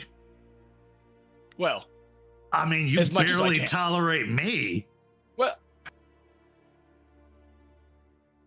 It's fine. It's fine. I get it. how's this for toleration? And he'll pull a vial out and put it on the table. Okay, now we're talking. So these kindred, they know who you are, what you are? I had this deal. I've had it ever since I got out. You know that. They went back on it. Fuck. But I reinstated it on new terms. Those terms provided me certain liberties I didn't have before. So you got blackmail on them. I am hesitant to say maybe it's a bit of respect. Oh. They respect you? Not much. No offense. I mean, you're great, but like they look at us like we're fucking mistakes. Well, let's just say I found one of them that looks like at us like evolution. Oh shit. All right. I mean, you know how I feel about us. What we are. Yeah. I never trust a full blood. Okay, I trust one. But that's pretty risky. You're playing pretty bold. Be making deals with them. But if it's working out for you, who am I to judge? And it seems, gestures to you, it's working out for you. Okay. Well, yeah, I've learned a thing or two since we were last together. Let me see what I can do. And he pops his own vial that he pulls from his pocket and drinks it. And then after a moment, he cracks his neck and puts on a winning smile. And as he does so, he just becomes more alluring. Something about his vibe just becomes more interesting, more engaging. You've had this experience before with Beau. You've seen the way they have been able to turn it on and get all eyes on them. Well, in this particular instance, it's no exception. He is the most fascinating thing in this room right now. So fascinating, in fact, that one of the waitstaff comes over and leans against the wall and starts chatting him up. And he just leans back with his elbow on the booth and is chatting them up. And at a certain point, he gets them to hold out their arm. He discreetly cuts open their wrist and has them bleed into the little bowl of grits that came with the meal. He then says, "I'll never forget this." And as he does so, they kind of blink their eyes and go, "Ah, shit, I must have cut myself. I'll be right back. Sorry." And she goes off towards the kitchen. He then starts grabbing a few implements from the table, pouring them into the bowl, doing some Waffle House science as he does so. He reaches into his torn up JanSport backpack, pulls out a squeeze bottle, squeezes some liquid in, continues stirring it up.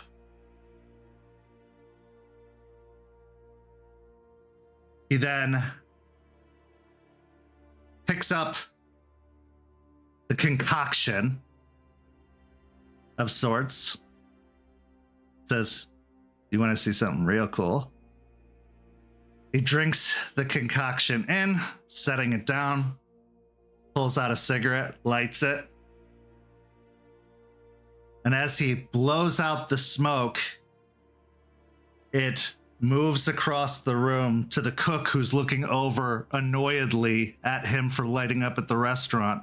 And the plume of smoke literally envelops the man, who starts coughing and wheezing before dropping to the floor.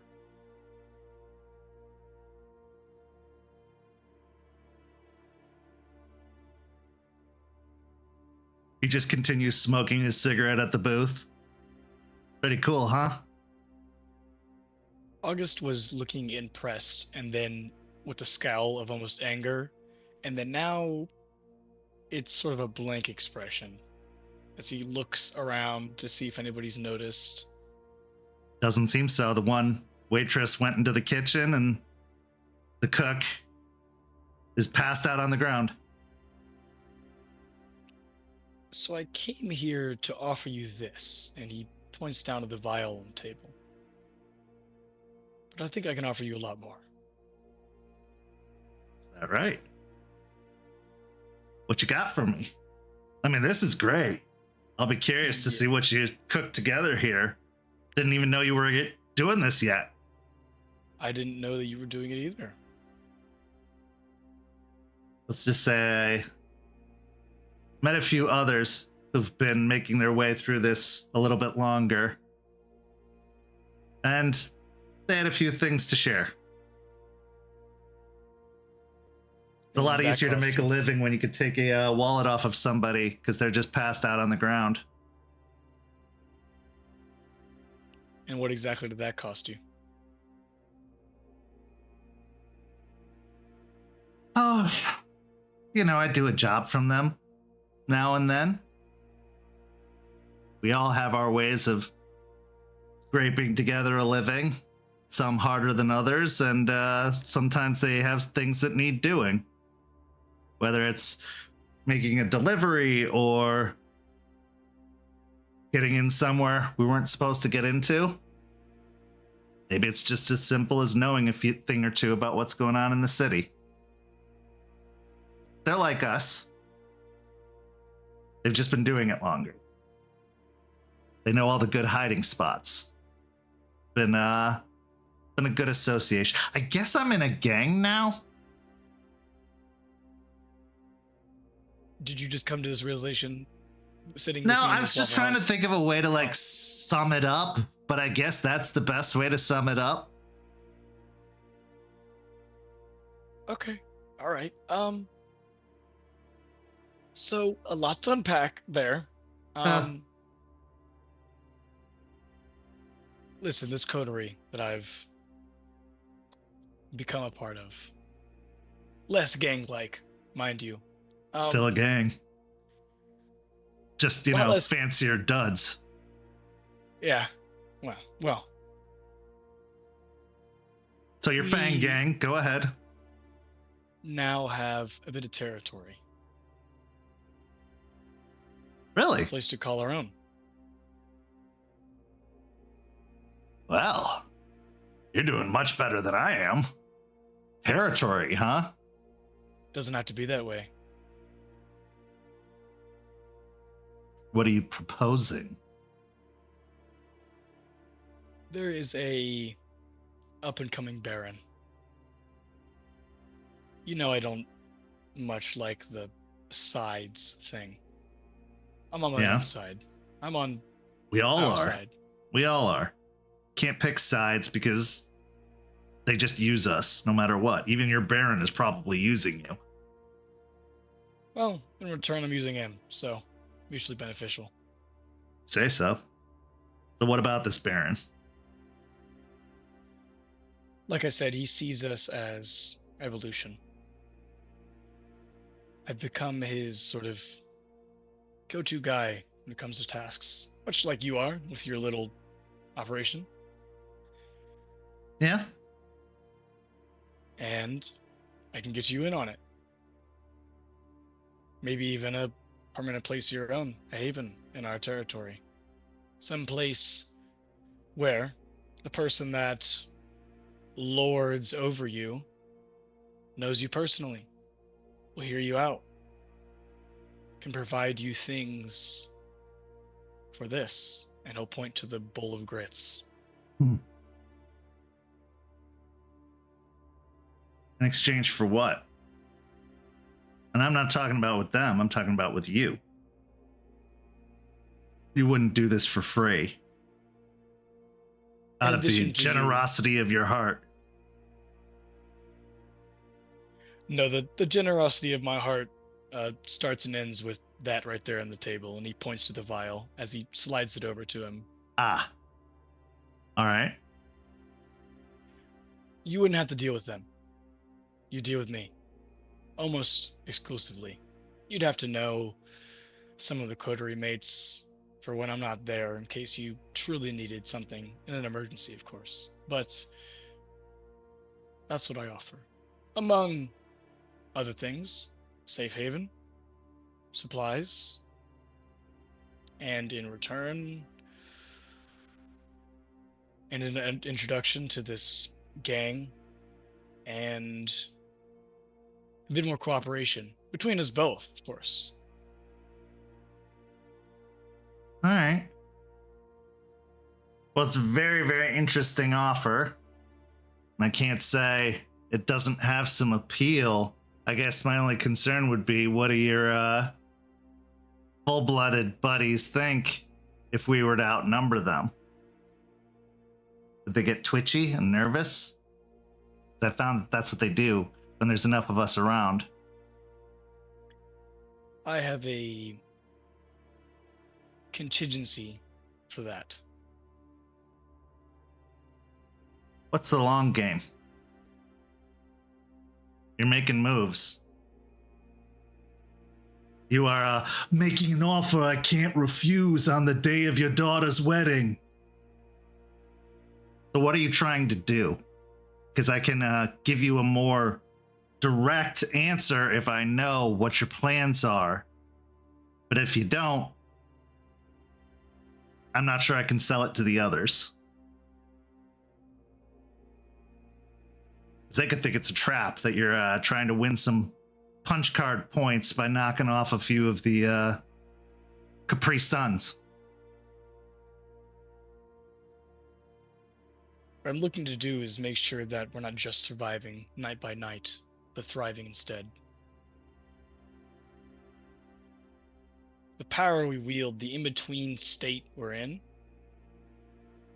it's better than full blood. It There are can be more. advantages. So, that's what I'm looking to do. I'm looking to lead. I have the in with the full bloods.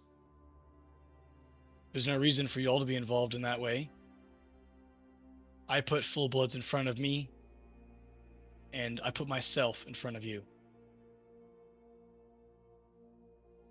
Like a meat shield. Call it what you want to. Make me a charisma and persuasion check. I'm gonna rouse. Okay. That's a success.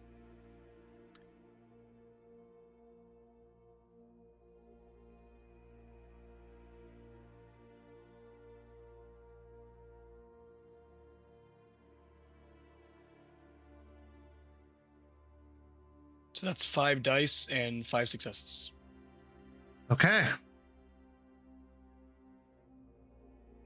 He kind of drums his fingers on the table, the cigarette hanging out of his mouth.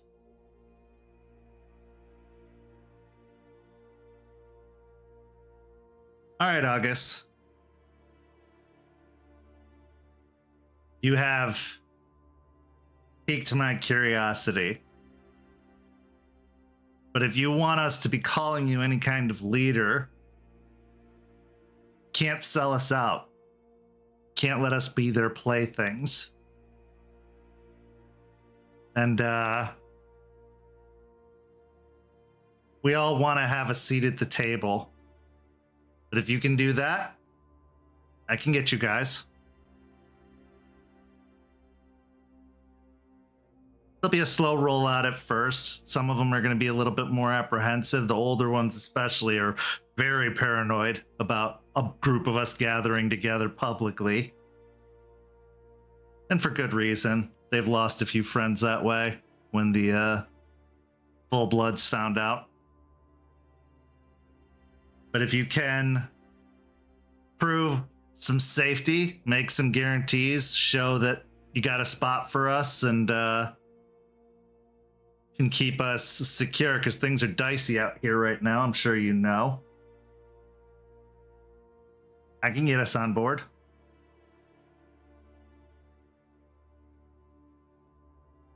So? I can guarantee you that my priorities align more with the Thin Bloods than anything else. All right. Then I think we got ourselves a deal. He takes the cigarette out of his mouth, pops it into the coffee cup, and extends a hand out to you. He'll reach out and grab his hand. You can take 1 dot in allies for free. You will have to buy more dots to get more of them to show up, but you have the makings of allies starting with this deal. What is August thinking as they change subject to other things, start talking about the logistics of where to find you, where to meet up, where to start this process? What is August thinking now that he has a little bit of extra support from the Thin Bloods? He knows that it's only a matter of time before things are made public, but he's going to do everything with his power to make sure they're ready before that happens. And as the conversation goes on, he is considering the weight of who he will tell and who he won't tell. And he realizes there's a long road ahead of him before he can truly make it safe, if it's even possible. Every house starts with a foundation. That concrete base that you pour down and start to erect upon. Sometimes that foundation comes in unlikely allies. Sometimes that foundation comes in those you have something in common with. The question for August would be, which is his foundation? The coterie? Or his Thin Blood gang?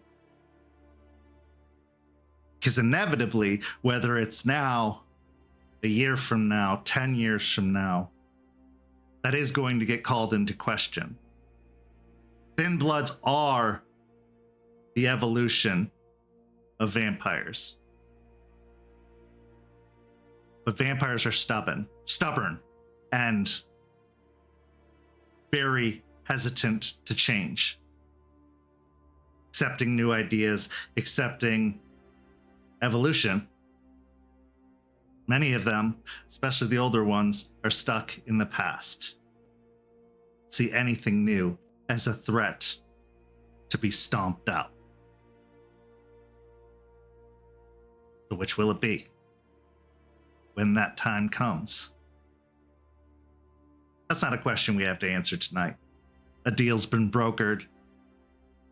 Some pieces have been moved on your chessboard. A new phase begins. We now transition to our final scene of the evening. Our final scene begins at a barcade known as the Extra Life, with pinball machines, consoles, spaces for rent, where you can play classic video games or something a little more modern. This is where you had your last meeting with Skeeter. And you are here to meet with him again, because somehow in the few weeks between meetings, a lot has gone tits up.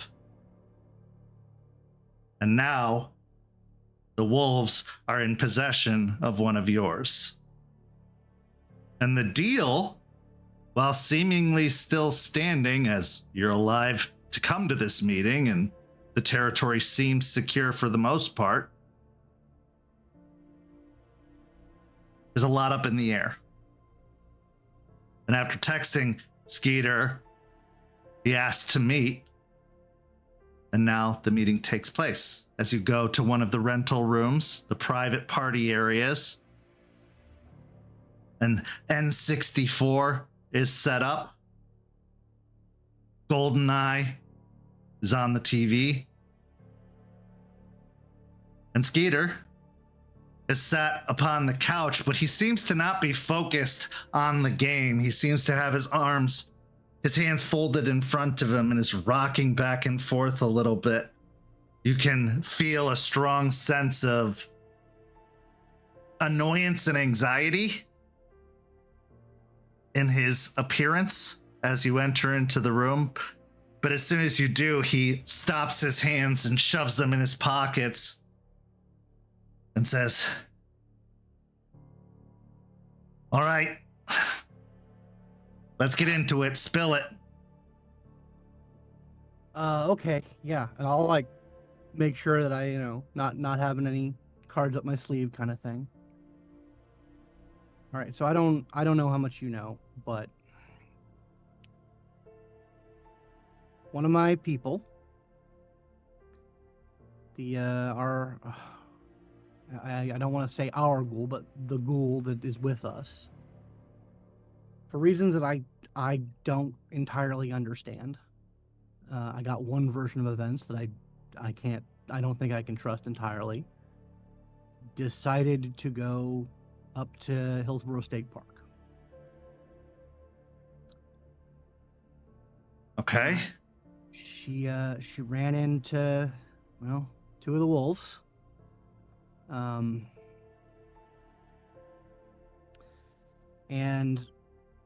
I guess there was some sort of back and forth. It had ended with her being taken by them. And they let my other friend go. That's the craziest part to me. Yeah, I don't know how that happened. I don't know. Like, obviously, I don't know what their motivations are, like, on either end of it. This came at me like a blindside. I had no idea it was happening. It happened during the day.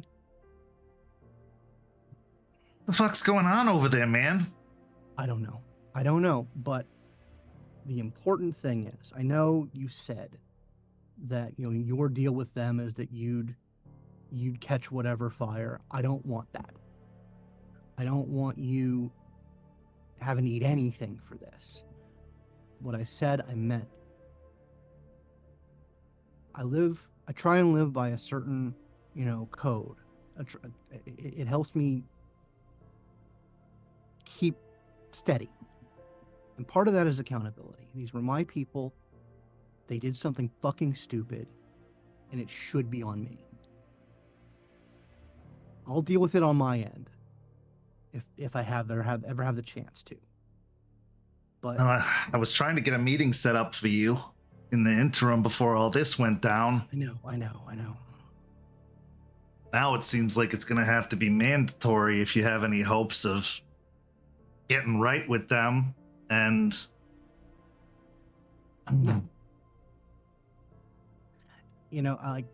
I told you I wanted that meeting to happen. Certainly didn't want it to happen this way, but maybe it's a blessing in disguise. I doubt it. I'm gonna have to eat whatever shit I'm gonna have to eat. But I guess I should know. What are you hoping to gain from this other than maybe some forgiveness from the wolves? Like, what else are you hoping to get? Do you want the ghoul back? Do you want, like, what do you want? Because that's going to be deciding whether it's even worth for me to try. I know. Look, I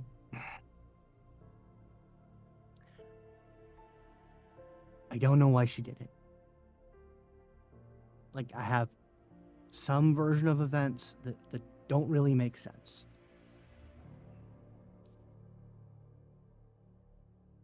Like, something like she wanted to get free. She wanted help with some problems that she was having.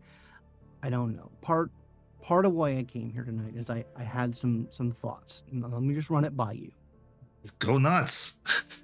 He goes into his pocket and he pulls out an envelope. And he just puts it on the table and says, "That's $300.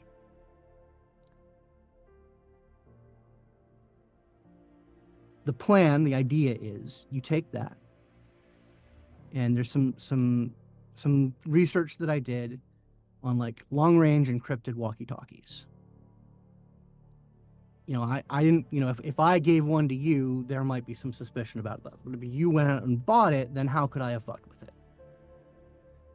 And then you give one to them and say, because I want to talk to her. I want to know what was going through her head. If she wants to be free, that's something we had already discussed. Getting her out of this life, detoxing her, whatever the hell. We had already talked about that. She said she didn't want it when I talked to her about it. The second part of this is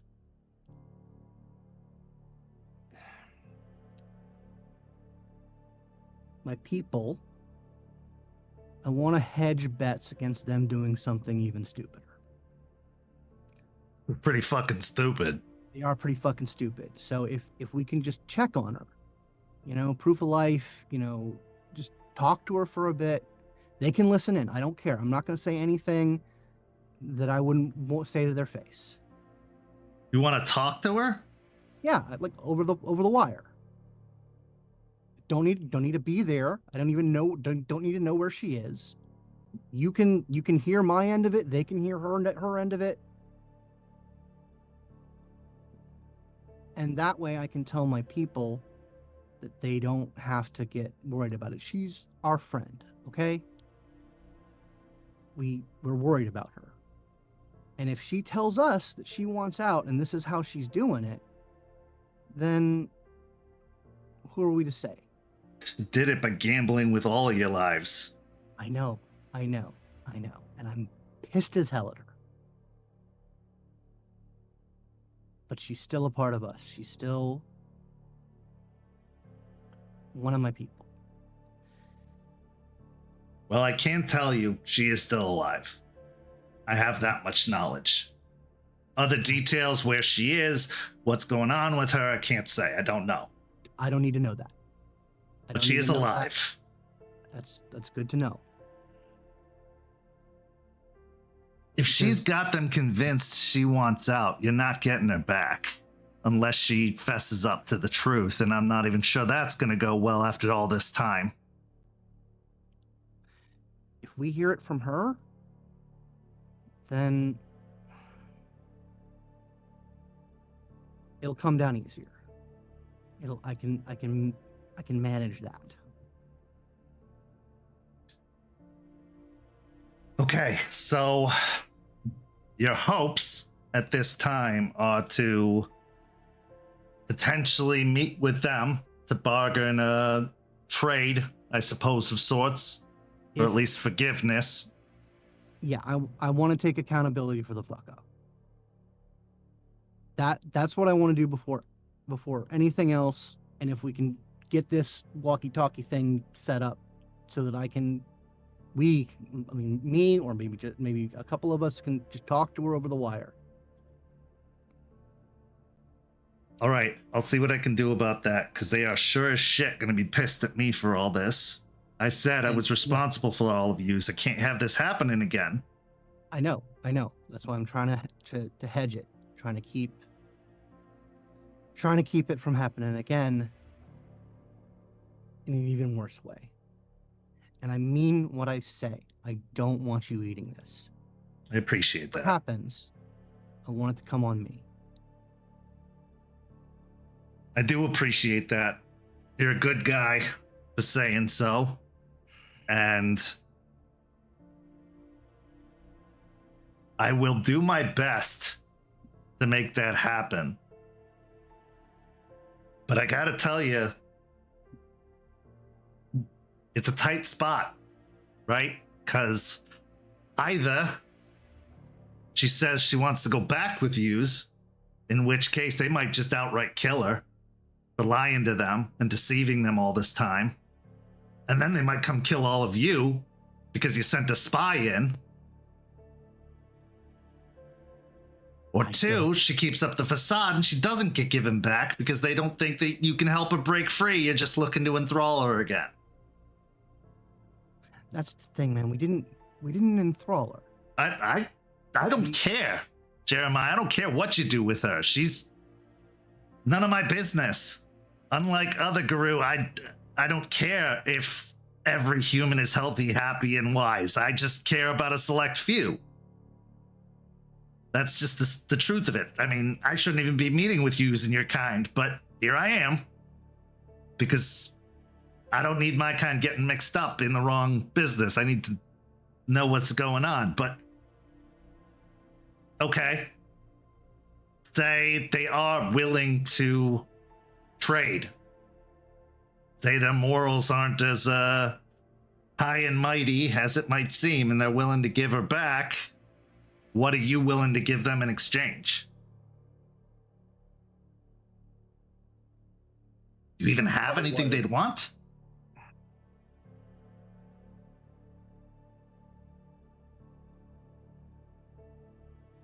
Long term, what I want, or what I want to see if it's even possible,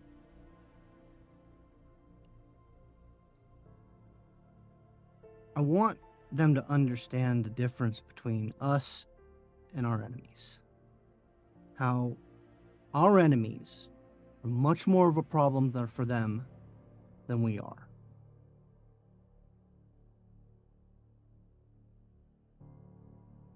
How far are you willing to stick your neck out for them? Because I might have an idea. Because you're right. I get that there's differences in between philosophies and all this. You explain that much. How far are you willing to put yourself at risk to make good with them? Because maybe I can convince them that you're more useful alive and a source of information, and maybe even sabotage. All right. How's about this? I don't know if you've been paying attention or if any of them have noticed. There's a cleanup project going on the river. Okay. How do you think that's got through so quick? I'm willing to play ball. I'm willing to make their interests my interests. And I've already put some skin into the game. That's, like I said, that's long term. I want to make this offense because that's what it was. Maybe not by the letter of it, but it was. I want to take accountability, eat whatever shit I gotta eat. Okay. I will see what I can do. And I want to talk to her. It might be some time. Okay. I'm gonna tell you that much before you actually even get to deal with them, because they are royally pissed. And rightfully so. They are right to do so. This was a fuck up, and I don't understand why it happened. And you don't want to go into negotiations with a pissed off werewolf, I'll tell you that much. It gets hairy and everything gets broken. Everything. I can at least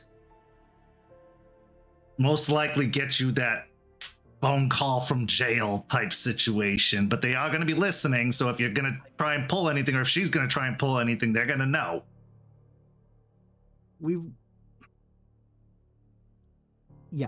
I can say from my end, I'm not trying to pull anything. I'm just trying to make it so my people aren't so anxious about this. Okay. And at the end of the night, man, if we gotta let her go, what the hell are we gonna do about it? That's true. But also, if by some miracle you are able to get her back, somehow you're able to convince the wolves that she's not worth their time, what are you gonna do with her after that? Because I gotta be honest, if it was one of mine, I'd probably get rid of her. That's a liability. Fool me once, shame on you. Fool me twice, shame on me. How long until the next fool me happens?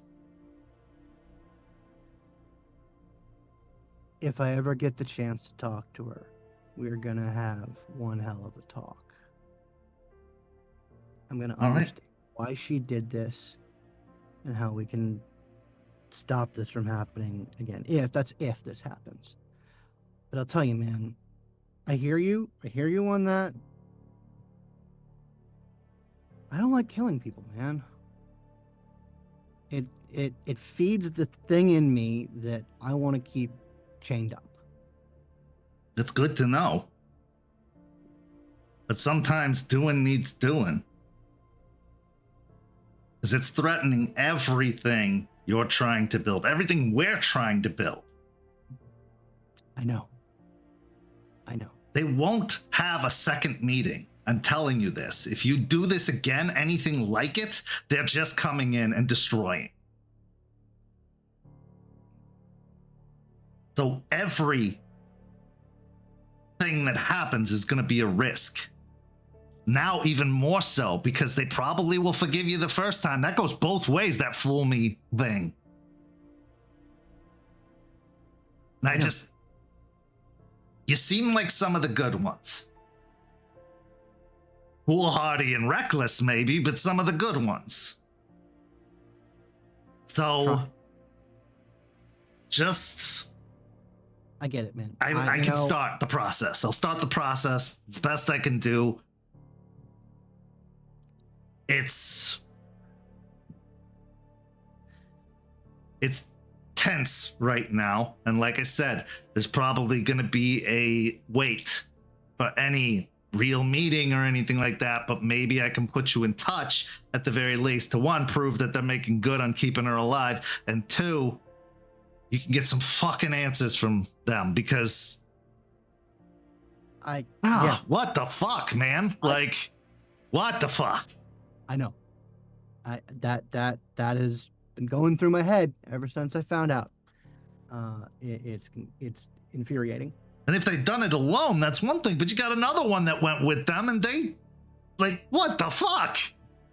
Nobody was like, we're not doing this.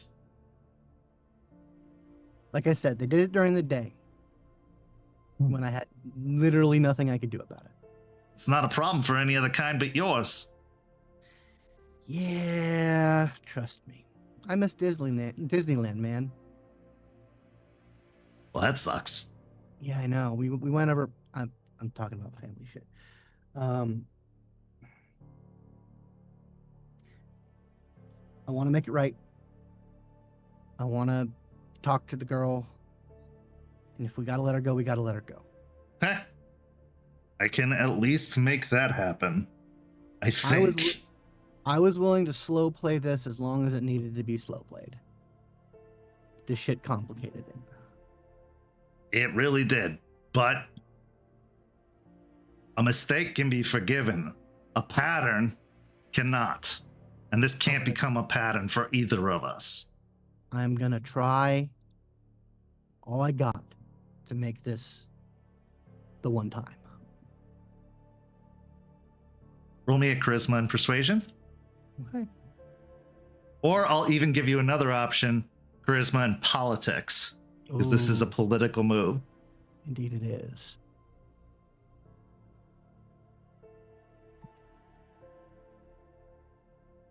I am going to rouse the blood. Yeah.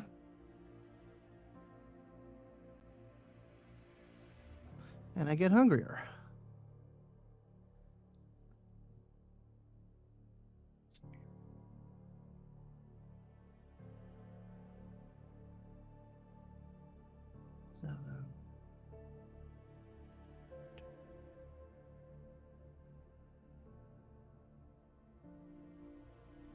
Seven successes. Okay. I'll get the first part done.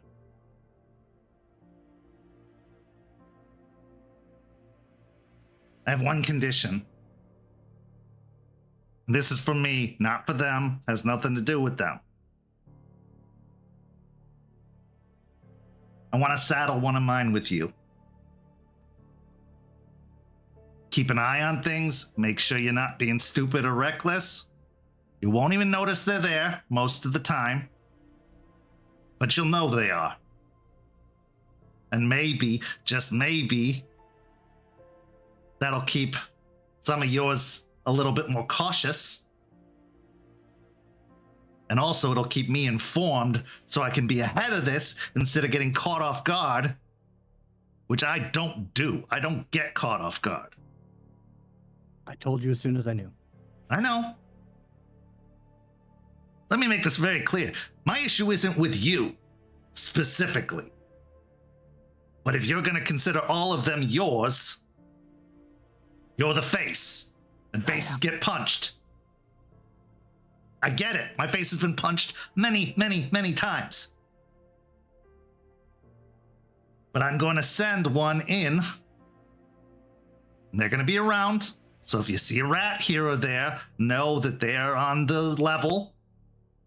And they're not to be disturbed.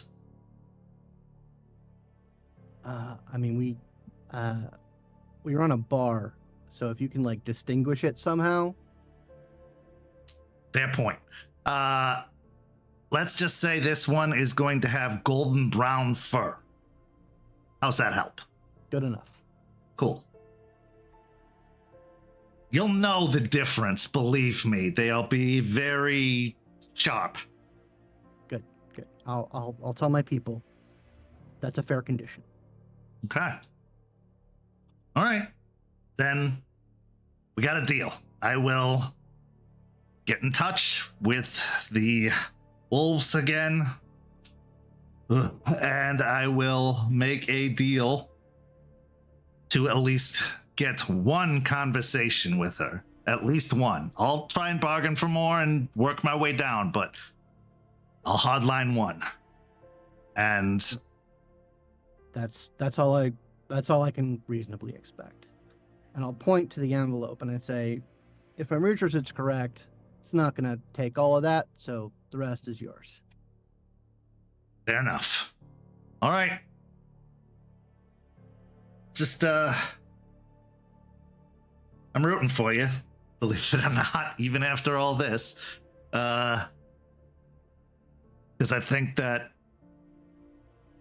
it's been a tough road for all parties involved to be where we are now. And I have sympathy for the little guy. No offense, you're the little guy in this scenario to me. No offense at all. So I'll do what I can, but just be careful for the next few weeks, because something like this happens, I'm out of it. I'm out. My people will disappear. You'll be left to your own devices. And that's it. And it's not my choice, but I survive and my people survive. That's what we do. Do what you got to do, man. All right. Okay. Well, you want to play some GoldenEye before you get out of here? Yeah, that sounds like a blast. Let's do it. All right, he'll sit down, grab the controller, and vent some frustration. So as you play, what is Jeremiah thinking now that he's made contact with Skeeter and secured an arrangement of sorts, even if it's just the start of what a long road is going to be?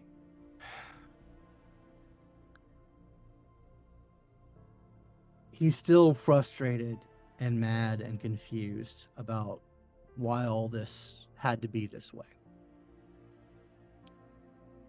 But getting even the little bit of traction, just a little bit of momentum, starting to get ahead of it, starting to get back to whatever status quo there was before this. It quiets the voices and the static just by a notch.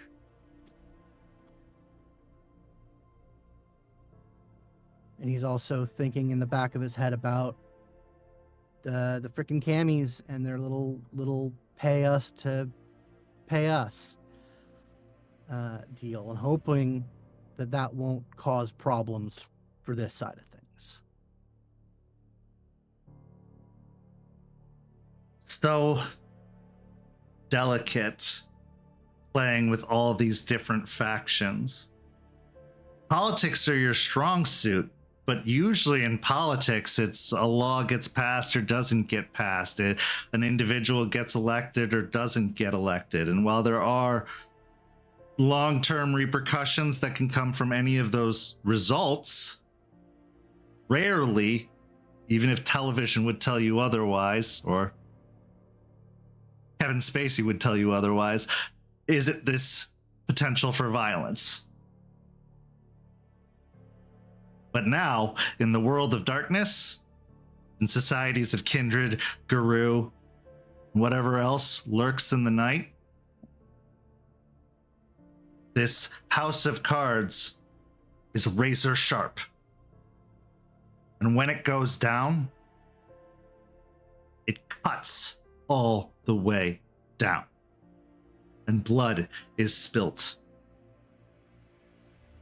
For sure. This is where our story comes to an end. But not without one last scene. Our final scene takes us to the waiting owl. The usual bar crowd, but it's early in the evening, so people are starting to file in. Night hasn't set just yet. It's a performance night, as most nights are. And rather than a performance by Beau, it's by another group that's willing to work for the bar. A jazz quartet that comes in and performs upon the stage with big stand-up bass and a trumpet, a singer. Midway through the performance, as darkness sets, one of the patrons gets up and walks out of the bar. Pulls out a cell phone, dials a number. It rings a few times. And then he says, "Target acquired. Send them in." And he hangs up. Down the river, beneath the surface of the water, several shapes move, crawling along the surface of the water. Their faces gnarled, disgusting, and gross. They slither across the bottom like eels in a pool, headed for the target of Talia Saphira. This is where our story comes to a close. Thank you so much to these amazing players. Thank you to everybody watching at home. Go follow St. Pete by Night on all of that social media you see listed down below. Come join our community by following the Discord link and sign up for the Ko-fi for as low as $5 a month. You can get all kinds of behind the scenes features, including All About That Face, where you see the faces you don't get to see on screen, including RBT, where you can hear the players' thoughts about everything that happened in the session, and much more. It supports our community, it supports this program, it supports our channel, and we appreciate it so much. Coming up this week, we have a new episode of Rage Across Tampa. We have a new episode of Hellhounds.